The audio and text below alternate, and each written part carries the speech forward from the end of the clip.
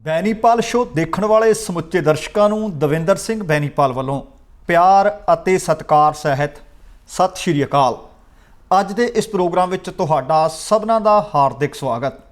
ਦੋਸਤੋ, ਅੱਜ ਇੱਕ ਵਿਸ਼ੇਸ਼ ਗੱਲਬਾਤ ਕਰਨ ਜਾ ਰਹੇ ਹਾਂ। ਇੱਕ ਨਹੀਂ, ਦੋ ਨਹੀਂ, ਸਗੋਂ ਤਿੰਨ ਮਹਿਮਾਨ ਹੋਣਗੇ।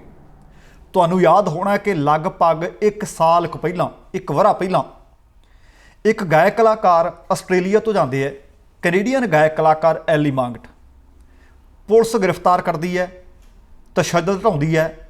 ਉਹਦੇ ਤੋਂ ਬਾਅਦ ਮੀਡੀਆ ਦੇ ਵਿੱਚ ਖਬਰਾਂ ਨਸ਼ਰ ਹੁੰਦੀਆਂ ਨੇ ਕਿ ਅਣਮਨੁੱਖੀ ਤਸ਼ੱਦਦ ਵੀ ਢਾਇਆ ਗਿਆ ਅਤੇ ਹੁਣ ਇੱਕ ਸਿੱਟ ਦੀ ਰਿਪੋਰਟ ਆਈ ਹੈ ਜਿਸ ਦੇ ਵਿੱਚ ਕੁਝ ਪੁਲਿਸ ਮੁਲਾਜ਼ਮਾਂ ਨੂੰ ਬਚਾਉਣ ਦੀ ਵੀ ਕੋਸ਼ਿਸ਼ ਕੀਤੀ ਗਈ ਹੈ ਅਤੇ ਕੁਝ ਇੱਕ ਨੂੰ ਟੰਗਣ ਦੀ ਕੋਸ਼ਿਸ਼ ਕੀਤੀ ਗਈ ਹੈ।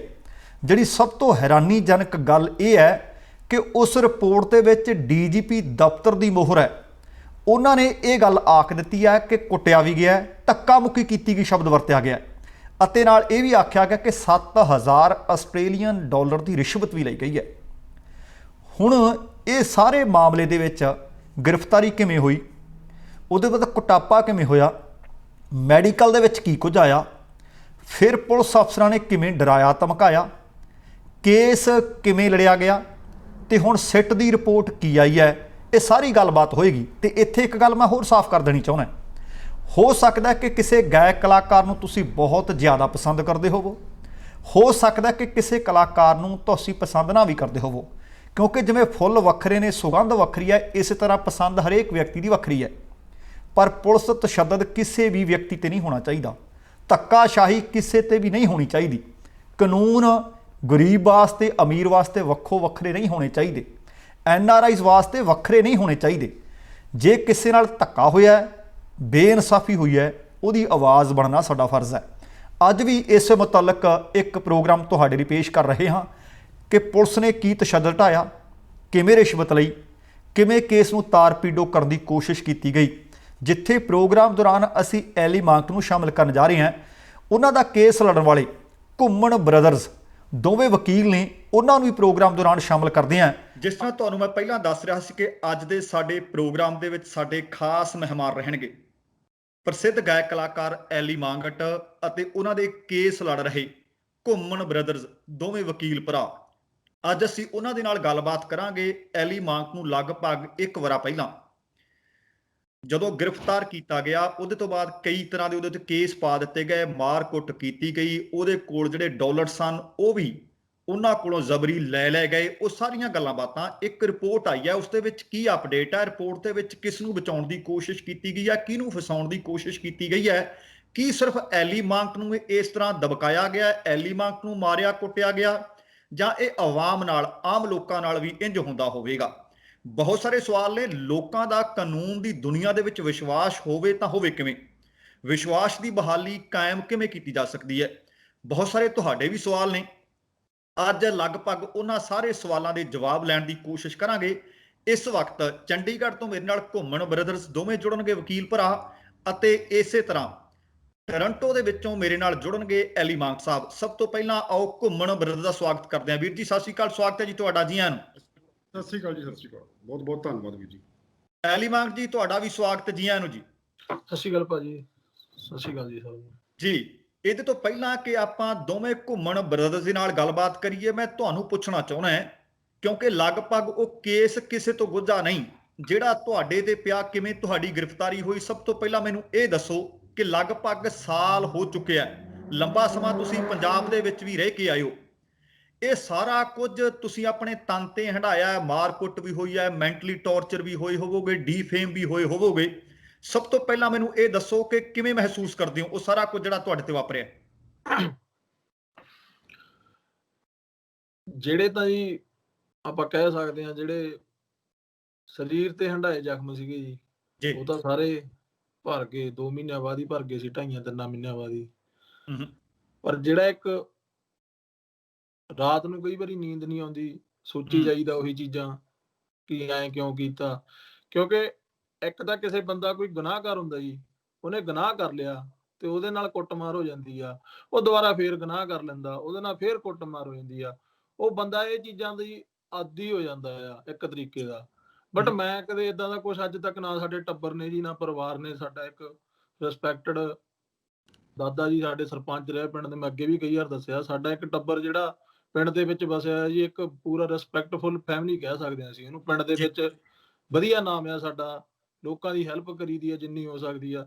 ਬਟ ਸਾਡੇ ਕਦੇ ਟੱਬਰ 'ਚ ਇਹੋ ਜਿਹਾ ਕੁਝ ਹੋਇਆ ਨਹੀਂ। ਹਾਂ, ਹੂੰ ਸਾਡੇ ਹੱਕਾਂ ਲਈ ਜ਼ਰੂਰ ਲੜੇ ਆ। ਘਰ ਦੇ ਮੇਰੇ ਫਾਦਰ ਸਾਹਿਬ ਫੈਮਿਲੀ ਚੋਂ, ਜੀ ਮੇਰੀ ਦਾਦੀ ਜੀ ਫਾਦਰ ਸਾਹਿਬ ਜੇਲ੍ਹ ਜਾ ਕੇ ਆਏ ਆ। ਜੀ ਕਿਸਾਨਾਂ ਦੇ ਕੁਛ ਸੀ, ਮੈਨੂੰ ਪਾਰਟਿਕੂਲਰਲੀ ਉਹ ਚੀਜ਼ ਦਾ ਪਤਾ ਨਹੀਂ, ਪਰ ਸਾਡੇ ਪਿੰਡ ਤੇ ਇੱਕ ਕਿਤਾਬ ਛਪੀ ਆ, ਉਹਦੇ ਵਿੱਚ ਬਕਾਇਦਾ ਇਹ ਚੀਜ਼ਾਂ ਲਿਖੀਆਂ ਹੋਈਆਂ ਆ। ਗਜਨੀ ਜੀ ਟੂ ਰਾਮਪੁਰ ਇੱਕ ਕਿਤਾਬ ਆ, ਸਾਡੇ ਪਰਿਵਾਰ ਦਾ ਉਹਦੇ ਵਿੱਚ ਨਾਮ ਆ।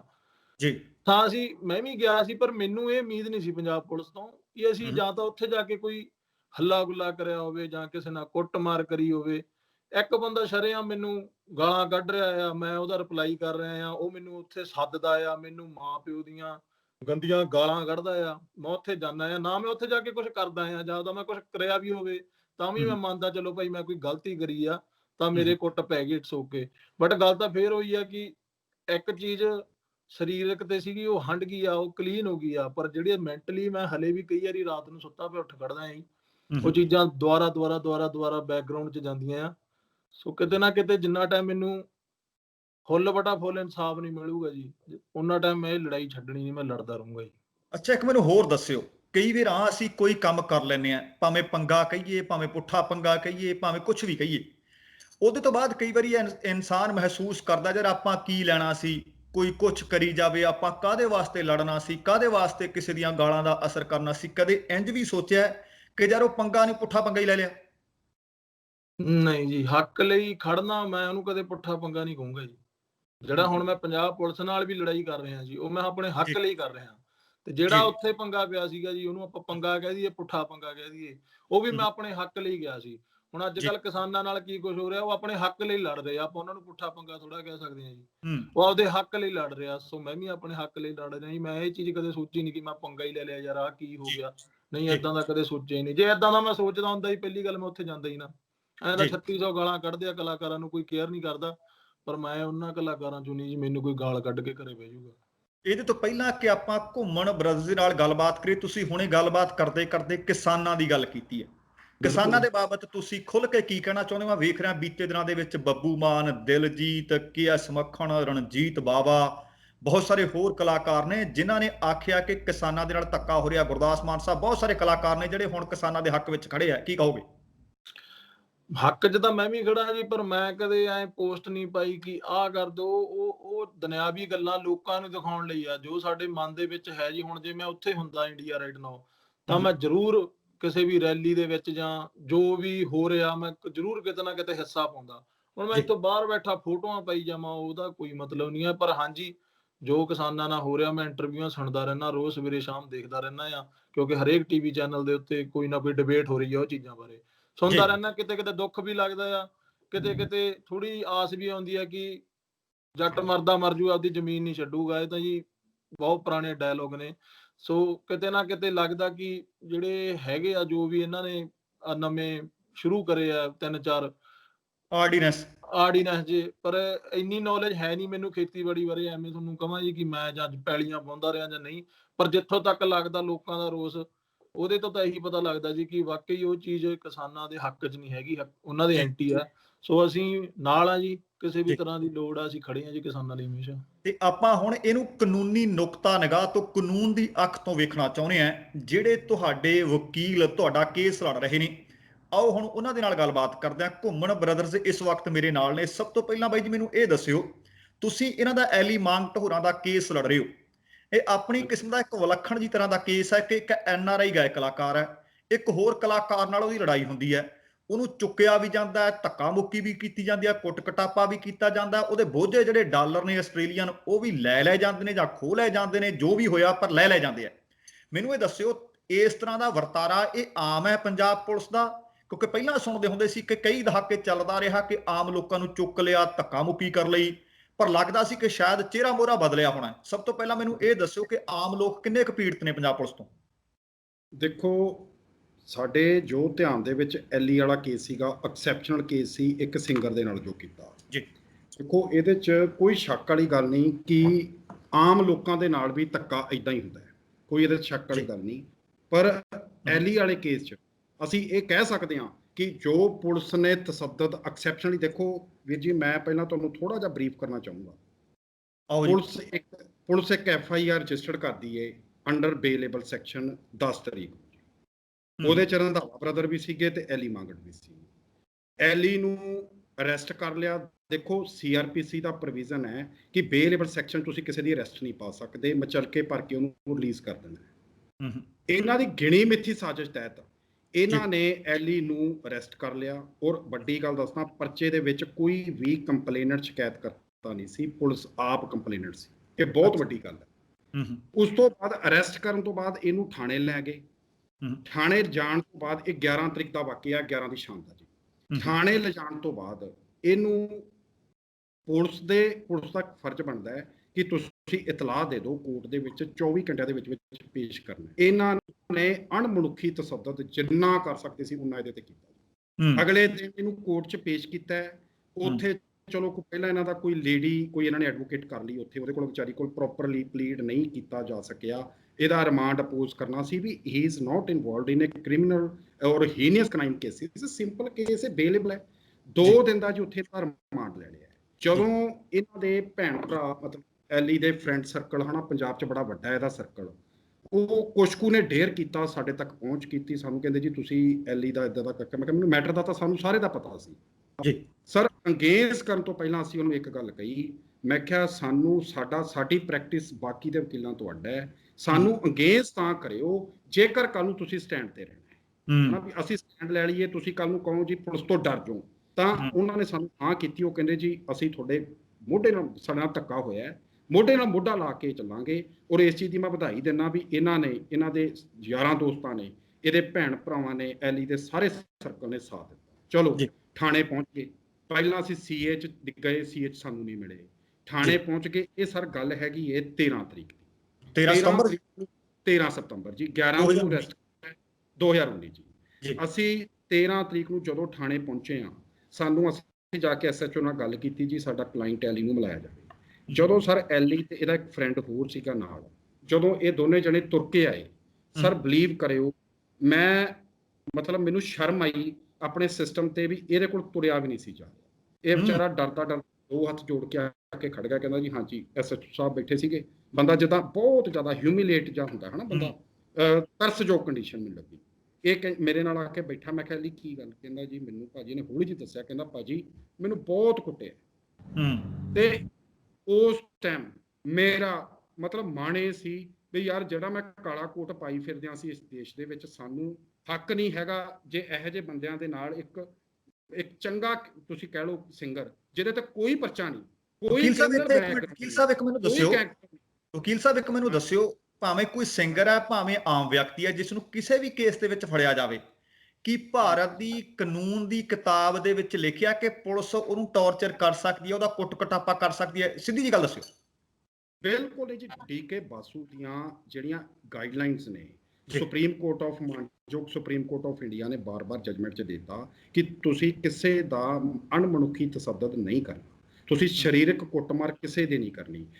ਬਾਰ-ਬਾਰ ਉਹ ਜਜਮੈਂਟ ਜਿਹੜੀਆਂ ਨੇ ਉਹ ਆ ਚੁੱਕੀਆਂ ਨੇ, ਇੰਸਟਰਕਸ਼ਨ ਸਾਰੇ ਥਾਣਿਆਂ ਦੇ ਵਿੱਚ ਨੇ, ਪਰ ਉਹ ਕੀ ਹੈ ਕਿ ਲਿਖਤੀ ਰੂਪ 'ਚ ਆ ਚੁੱਕੀਆਂ ਨੇ, ਪ੍ਰੈਕਟੀਕਲੀ ਕੁਛ ਨਹੀਂ ਹੈ, ਕੁਛ ਨਹੀਂ ਹੈਗਾ ਜੀ। ਚਲੋ ਐਨੀ ਹਾਊ ਮੈਂ SHO ਨੂੰ ਪੁੱਛਿਆ, ਮੈਂ ਕਿਹਾ ਐਲੀ ਨੇ ਸਾਡਾ ਵਕਾਲਤਨਾਮਾ ਸਰ ਸਾਈਨ ਕੀਤਾ, ਬਟ ਉਸ ਵੇਲੇ ਉਹ ਜਿਹੜਾ ਦਰਦ ਇਹਨੂੰ ਸੀ, ਉਹ ਦਰਦ ਜਿਹੜਾ ਅਸੀਂ ਮਹਿਸੂਸ ਕੀਤਾ, ਔਰ ਮੈਂ ਇਹ ਉਸ ਦਿਨ ਠਾਣ ਲਿਆ ਸੀ। ਮੈਂ ਕਿਹਾ ਕੋਈ ਗੱਲ ਨਹੀਂ, ਜੇ ਮਿੱਤਰੋ ਤੁਸੀਂ ਇਹਦੇ ਨਾਲ ਇਹ ਹਾਲਤ ਕੀਤੀ ਹੈ ਤਾਂ ਤੁਹਾਡਾ ਹਿਸਾਬ ਅਸੀਂ ਪਾਈ ਦਾ ਕੋਰਟ 'ਚ ਲਵਾਂਗੇ। ਮੈਂ ਐਲੀ ਨੂੰ ਕਿਹਾ, ਮੈਂ ਕਿਹਾ ਐਲੀ, ਮੈਂ ਕਿਹਾ ਤੈਨੂੰ ਕਿੱਦਾਂ? ਕਹਿੰਦਾ ਭਾਜੀ ਮੇਰੇ ਕੋਲ ਬੈਠਾ ਵੀ ਨਹੀਂ ਜਾ ਰਿਹਾ, ਮੈਂ ਕੰਫਰਟੇਬਲੀ ਕੁਰਸੀ ਤੇ ਵੀ ਨਹੀਂ ਬੈਠ ਪਾ ਰਿਹਾ, ਕਿਉਂਕਿ ਮਤਲਬ ਮੇਰੇ ਨਾਲ ਅਣਮਨੁੱਖੀ ਉਹ ਕੁਛ ਕੀਤਾ ਤੁਸੀਂ ਸੋਚ ਵੀ ਨਹੀਂ ਸਕਦੇ। ਇਹਨੇ ਹੌਲੀ ਸਾਨੂੰ ਸਾਡੇ ਕੰਨ 'ਚ ਗੱਲ ਦੱਸਦੀ। ਮੈਂ ਨਾਲ ਹੀ SHO ਨੂੰ ਕਿਹਾ, ਬ੍ਰਦਰ ਏਦਾਂ ਹੀ ਜਿੱਦਾਂ ਅਸੀਂ ਹੁਣ ਬੈਠੇ ਹਾਂ, ਮੈਂ ਕਿਹਾ SHO ਸਾਹਿਬ, ਮੈਂ ਕਿਹਾ ਮੈਨੂੰ ਹੁਣ ਇਹ ਦੱਸੋ ਤੁਸੀਂ ਮਾਰਨਿੰਗ ਐਲੀ ਨੂੰ ਪੇਸ਼ ਕਿੰਨੇ ਵਜੇ ਕਰਨਾ? ਕਹਿੰਦੇ ਜੀ 2-2:30 ਵਜੇ ਸਰ, ਜਿਹੜਾ ਸਾਡਾ ਰੂਟੀਨ ਕੰਮ ਹੈ। ਅਸੀਂ ਸਰ ਉੱਥੇ ਸਾਈਨ ਕਰਵਾਉਣ ਤੋਂ ਬਾਅਦ ਅਸੀਂ ਉੱਥੋਂ ਵਾਪਸ ਆ ਗਏ। ਜਦੋਂ ਮੈਂ ਬਾਹਰ ਆਇਆ ਤਾਂ ਮੈਂ ਬ੍ਰਦਰ ਨੂੰ ਕਿਹਾ, ਮੈਂ ਕਿਹਾ ਯਾਰ ਸਿੰਪਲ ਸੈਕਸ਼ਨਸ ਨੇ, ਕੀਤਾ ਕੀ ਪੁਲਿਸ ਨੇ? ਉਦੋਂ ਸਾਨੂੰ ਸਾਡੀ ਗੱਲ ਨਹੀਂ ਖੁੱਲੀ ਵੀ ਇਹ ਪੈਸੇ ਦਾ ਲੈਣ ਦੇਣ ਵੱਡਾ ਲੈਵਲ ਦਾ ਕਰਦੇ ਸਨ। ਸਾਨੂੰ ਲੱਗਿਆ ਕਿ ਦੇਅਰ ਇਜ਼ ਸਮ ਹੈਂਕੀ ਪੈਂਕੀ ਹਨਾ, ਤਾਂ ਕਲੀਅਰ ਲੱਗ ਹੀ ਰਿਹਾ ਸੀ। ਅਗਲੇ ਦਿਨ ਸਾਰੇ ਫਿਰ ਜਿਹੜਾ ਇਹਨਾਂ ਨੇ ਤਮਾਸ਼ਾ ਕੀਤਾ ਉਹ ਇਹ ਕੀਤਾ, ਪੁਲਿਸ ਨੂੰ ਪਤਾ ਲੱਗ ਗਿਆ ਵੀ ਘੁੰਮਣ ਬ੍ਰਦਰਜ਼ ਦੀ ਐਂਟਰੀ ਹੋਊਗੀ, ਇਹ ਹੁਣ ਕੋਈ ਵੱਡਾ ਰਫੜ ਪਾਉਣਗੇ। ਸਰ ਸਾਨੂੰ ਇਹਨੇ 2:30-3 ਵਜੇ ਦਾ ਟਾਈਮ ਦਿੱਤਾ ਸੀ। ਇਹਨਾਂ ਨੇ 12-12:30 ਵਜੇ ਐਲੀ ਮਾਂਗਟ ਤੇ ਇਹਦਾ ਜਿਹੜਾ ਫਰੈਂਡ ਸੀ ਉਹਨਾਂ ਨੂੰ ਕੋਰਟ 'ਚ ਪੇਸ਼ ਕਰ ਸਾਡੇ ਉੱਥੇ ਕਿਉਂਕਿ ਇਹਦੇ ਬ੍ਰਦਰ ਸਾਰਾ ਸਰਕਲ ਉੱਥੇ ਸੀ, ਉਹਨਾਂ ਨੇ ਫੋਨ ਕੀਤਾ ਵੀ ਵਕੀਲ ਸਾਹਿਬ ਉਹ ਲੈ ਕੇ ਫਟਾਫਟ ਕਰਾ ਕੇ ਅਸੀਂ ਅਲਟੀਮੇਟਲੀ ਚ ਕੋਰਟ ਦੇ ਵਿੱਚ ਅਸੀਂ ਵਾਪਸ ਪਹੁੰਚੇ ਤਾਂ ਸਾਨੂੰ ਦੇਖ ਕੇ ਚੋਰਾਂ ਨੂੰ ਭੱਜ ਰਹੇ ਸਨ 6-7 ਜਣੇ 8 ਜਣੇ ਇਹਦੇ ਨਾਲ ਪੁਲਿਸ ਮੁਲਾਜ਼ਮ ਸੈਂਟਰ ਦੇ ਵਿੱਚ। ਇਹਦੀਆਂ ਅੱਖਾਂ ਸਾਡੇ ਵੱਲ ਦੇਖ ਰਹੀਆਂ ਨੇ ਵੀ ਸ਼ਾਇਦ ਵਕੀਲ ਸਾਹਿਬ ਕੁਝ ਮੇਰੇ ਲਈ ਕਰਨਗੇ। ਪਰ ਅਸੀਂ ਕੋਰਟ 'ਚ ਪੇਸ਼ ਹੋਏ। ਉਸ ਦਿਨ ਮੇਰੇ ਖਿਆਲ 'ਚ ਲੋਕ ਅਦਾਲਤ ਸਰ ਲੱਗੀ ਸੀ। ਉਸ ਦਿਨ ਕਾਫੀ ਵੱਡੇ ਲੈਵਲ ਦਾ ਨਹੀਂ ਹੁੰਦਾ।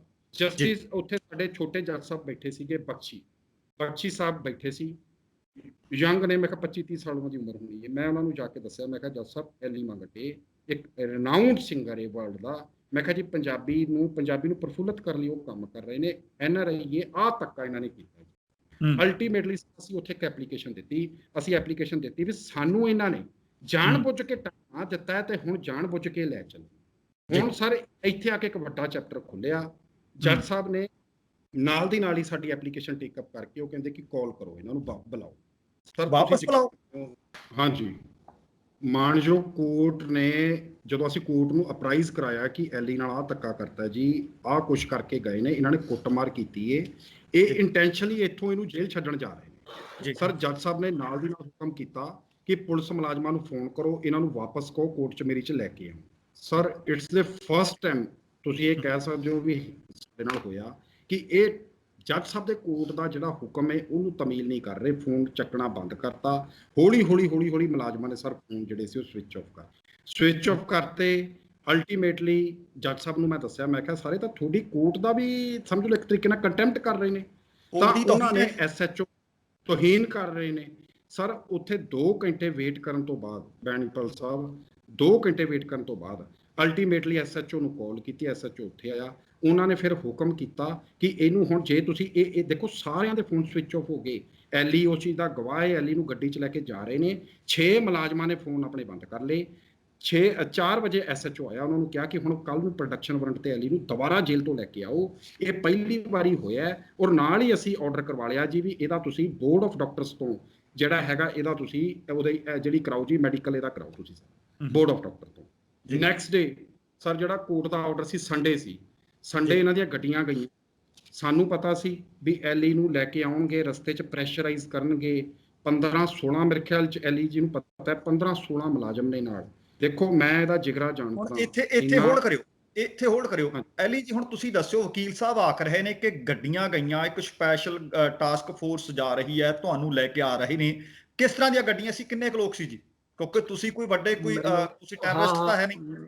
ਮੈਨੂੰ ਜਿਵੇਂ ਪਤਾ ਲੱਗਿਆ, ਹੁਣ ਅੰਦਰ ਕਿਹੜਾ ਕੋਈ ਫੋਨ ਫਾਨ ਆ ਜੀ ਕੁਛ ਹੈਗਾ। ਸਾਨੂੰ ਜਿਹੜੇ ਸ਼ਾਇਦ ਉਹਨਾਂ ਨੂੰ ਡਿਪਟੀ ਜੇਲਰ ਕਹਿੰਦੇ ਆ, ਜੋ DSP ਹੁੰਦੇ ਆ, ਉਹਨਾਂ ਨੇ ਸੱਦਿਆ, ਕਹਿੰਦੇ ਤੈਨੂੰ ਆਪਣਾ ਉਹ ਜਿਹੜੇ ਅੰਦਰ ਬੰਦਾ ਭੇਜਿਆ ਉਹਨਾਂ ਨੇ, ਉਹ ਮੈਨੂੰ ਲੈਣ ਆਇਆ। ਉਹ ਕਹਿੰਦਾ ਕਿ ਭਾਈ ਤੈਨੂੰ ਖਨੀ ਤੇਰਾ ਮੈਡੀਕਲ ਕਰਾਉਣ ਲੈ ਕੇ ਜਾਣਾ ਤੈਨੂੰ, ਅੱਛਾ ਜੀ, ਤੇ ਤੂੰ ਚੱਲ। ਮੈਂ ਚੱਲ ਗਿਆ। ਉਹ ਗਾਹਾਂ ਜਿਹੜੀ ਡਿਊਟੀ ਸੀ ਉੱਥੇ ਘੱਟੋ ਘੱਟ ਨਹੀਂ 20-25 ਪੁਲਿਸ ਵਾਲੇ ਖੜੇ। ਉਹ ਵੱਡੀ ਸਾਰੀ ਵੈਨ ਹੁੰਦੀ ਹੈ ਜੀ, ਜਿਹੜੀ ਆਪਾਂ ਦੇਖਦੇ ਆ ਫਿਲਮਾਂ ਜੋ ਵੈਨ ਜੀ ਖੜੀ ਬਾਹਰੇ। ਮੈਨੂੰ ਸਾਰਾ ਡਰ ਲੱਗੇ, ਮੈਂ ਮੇਰੀ ਵਕੀਲਾਂ ਨਾਲ ਮੇਰੇ ਨਾਲ ਪਹਿਲਾਂ ਗੱਲ ਕਰਾਓ, ਤੇ ਜੇ ਉਹ ਕਹਿਣਗੇ ਤਾਂ ਫਿਰ ਮੈਂ ਚੱਲ ਜੂੰਗਾ, ਨਹੀਂ ਮੈਂ ਏਦਾਂ ਨਹੀਂ ਜਾਣਾ ਹੈਗਾ ਕਿ ਤੁਸੀਂ ਪਹਿਲਾਂ ਮੀਡੀਆ 'ਚ ਚੱਕ ਕੇ ਮੈਨੂੰ ਘੁੱਟਿਆ, ਇੰਨਾ ਮੇਰਾ ਬੁਰਾ ਹਾਲ ਕਰਿਆ ਕਿ ਮੈਂ ਨਹੀਂ ਆਏ ਜਾਣਾ। ਉਹ ਜਿਹੜਾ IO ਸ਼ਾਇਦ ਕਹਿੰਦੇ ਉਹਨੂੰ ਭਾਜੀ IO ਹੁੰਦਾ ਨਾ, ਉਹ ਜਿਹੜਾ IO ਆ, ਉਹ ਜਿਵੇਂ ਆਪਾਂ ਵੀ ਹੁਣ ਕਲਾਕਾਰ ਆ, ਲੋਕਾਂ 'ਚ ਮਿਲਦੇ ਭਿੜਦੇ ਕਰਦੇ ਆ। ਉਹ ਸਾਰਾ ਮੈਨੂੰ ਕਹੀ ਜਾਵੇ ਕਿ ਐਂ ਕਰ, ਤੂੰ ਜੇ ਤੂੰ ਨਹੀਂ ਜਾਣਾ ਇੱਥੇ ਸਾਈਨ ਕਰ ਦੇ ਕਿ ਮੈਂ ਨਹੀਂ ਜਾਣਾ ਯਾਰ, ਅਸੀਂ ਮੁੜ ਜਾਂਦੇ ਆ। ਅੱਛਾ। ਤੇ ਮੈਂ ਕਿਹਾ ਯਾਰ ਜਿਹੜਾ ਇਹ ਆਹੀ ਗੱਲ ਤੇ ਬਾਰ-ਬਾਰ ਪ੍ਰੈਸ਼ਰ ਦੇ ਰਿਹਾ ਕਿ ਅਸੀਂ ਮੁੜ ਜਾਂਦੇ ਆ, ਤੂੰ ਕਹਿ ਦੇ ਨਹੀਂ ਜਾਣਾ ਕਹਿ ਦੇ। ਮੈਂ ਕਿਹਾ ਕੋਈ ਗੜਬੜ ਤਾਂ ਇਹਦੇ 'ਚ ਕੋਈ ਹੈਗੀ ਆ। ਚਲੋ ਇੱਕ ਉੱਥੇ ਅਫਸਰ ਸੀਗੇ, ਉਹ ਬਹੁਤ ਚੰਗੇ ਆ, ਨਾ ਆਪਾਂ ਉਹਨਾਂ ਦਾ ਕਿਤੇ ਨਾਂ ਲਿਆ, ਨਾ ਹੀ ਆਪਾਂ ਲੈਣਾ। ਉਹ ਥਾਣੇ ਦੇ ਹੀ ਮੁਲਾਜ਼ਮ ਹੈ, ਸੋਹਾਣਾ ਥਾਣੇ ਦੇ। ਉਹ ਉੱਥੇ ਨਾਲ ਸੀਗੇ। ਉਹ ਮੈਨੂੰ ਸਾਈਡ ਤੇ ਲਿਆ ਕੇ ਕਹਿੰਦੇ ਕਿ ਐਲੀ ਮੇਰੇ ਪੁੱਤਰ ਦੀ ਸਹੁੰ ਲੱਗੇ ਮੈਨੂੰ ਕਿ ਇਹ ਜਿਹੜਾ ਮੈਡੀਕਲ ਆ ਇਹ ਤੇਰੇ ਹੱਕ 'ਚ ਹੋਣੀ ਆ ਗੱਲ, ਕਿ ਇਹ ਕਿਤੇ ਤੈਨੂੰ ਹੋਰ ਨਹੀਂ ਲੈ ਕੇ ਚੱਲੇ, ਕਿ ਮੈਨੂੰ ਆਪਦੇ ਪੁੱਤ ਦੀ ਸਹੁੰ ਲੱਗੇ ਕਿ ਤੈਨੂੰ ਕਿਤੇ ਹੋਰ ਨਹੀਂ ਲੈ ਕੇ ਚੱਲੇ, ਤੇਰਾ ਮੈਡੀਕਲ ਕਰਾਉਣੇ ਲੈ ਕੇ ਚੱਲਿਆ। ਤੇ ਜੇ ਤੂੰ ਜਵਾਬ ਦੇਤਾ ਕਿ ਤੇਰਾ ਮੁੜ ਕੇ ਕੁਛ ਨਹੀਂ ਬਣਨਾ ਹੈਗਾ, ਜੇ ਤੂੰ ਚਲੇ ਗਿਆ ਤਾਂ ਬਹੁਤ ਕੁਝ ਬਣ ਜਾਊਗਾ। ਮੈਂ ਉਹ ਬੰਦੇ ਦੇ ਇੱਕ ਵਾਰੀ ਆਹ ਗੱਲ ਕਹਿਣ ਦੇ, ਮੈਂ ਹੁਣ ਯਾਰ ਆਪਦੇ ਜਵਾਕ ਦੀ ਸਹੁੰ ਖਾਈ ਜਾਂਦਾ, ਕੋਈ ਗੱਲਬਾਤ ਹੀ ਹੋਊਗੀ। ਚਲੋ ਜੀ ਮੈਂ ਬਹਿ ਗਿਆ ਬੈਂਚ 'ਚ। ਬੈਠਾ ਵੈਨ ਚ ਬਹਿੰਦੇ ਸਾਰੀ ਉਹ ਆਈ ਉਹ ਜਾਂ ਫੇਰ ਆ ਗਿਆ ਮੇਰੇ ਕੋਲ ਮਗਰ ਚੜ ਕੇ ਵੈਨ ਦੇ ਵਿੱਚ। ਹਾਂਜੀ ਹਾਂ, ਟੈਂਪੂ ਚ ਮਗਰ ਆ ਗਿਆ। ਹੂੰ। ਦੂਜੇ ਜਿਹੜੇ ਹੋਰ ਉੱਥੇ 3-4 ਮੁਲਾਜ਼ਮ ਹੋਰ ਬੈਠੇ ਸੀਗੇ, ਜਾਣੀ ਆਪਣੇ ਸਿਆਣੀ ਉਮਰ ਦੇ ਸੀਗੇ, ਡੈਡੀ ਉਹਨਾਂ ਦੀ ਉਮਰ ਦੇ ਸੀਗੇ ਉਹ। ਉਹਨਾਂ ਨੂੰ ਕਹਿੰਦਾ ਚਲੋ ਬਾਹਰ ਚਲੋ, ਉਹ ਬਾਹਰ ਉਤਰ ਗਏ। ਮੈਂ ਡਰ ਗਿਆ ਉਦੋਂ, ਮੈਂ ਕਿਹਾ ਯਾਰ ਲੈ ਵੀ ਇਹ ਉਹੀ ਕੋਈ ਕੰਮ ਗਲਤ ਹੋ ਗਿਆ, ਕੁਝ ਹੋ ਗਿਆ। ਉਹ ਆ ਕੇ ਮੈਨੂੰ ਕਹਿੰਦਾ ਡੀਐਸਪੀ ਆ ਰਮਨਦੀਪ ਤੇਰੇ ਨਾਲ ਗੱਲ ਕਰਨਾ ਚਾਹੁੰਦਾ ਫੋਨ ਤੇ।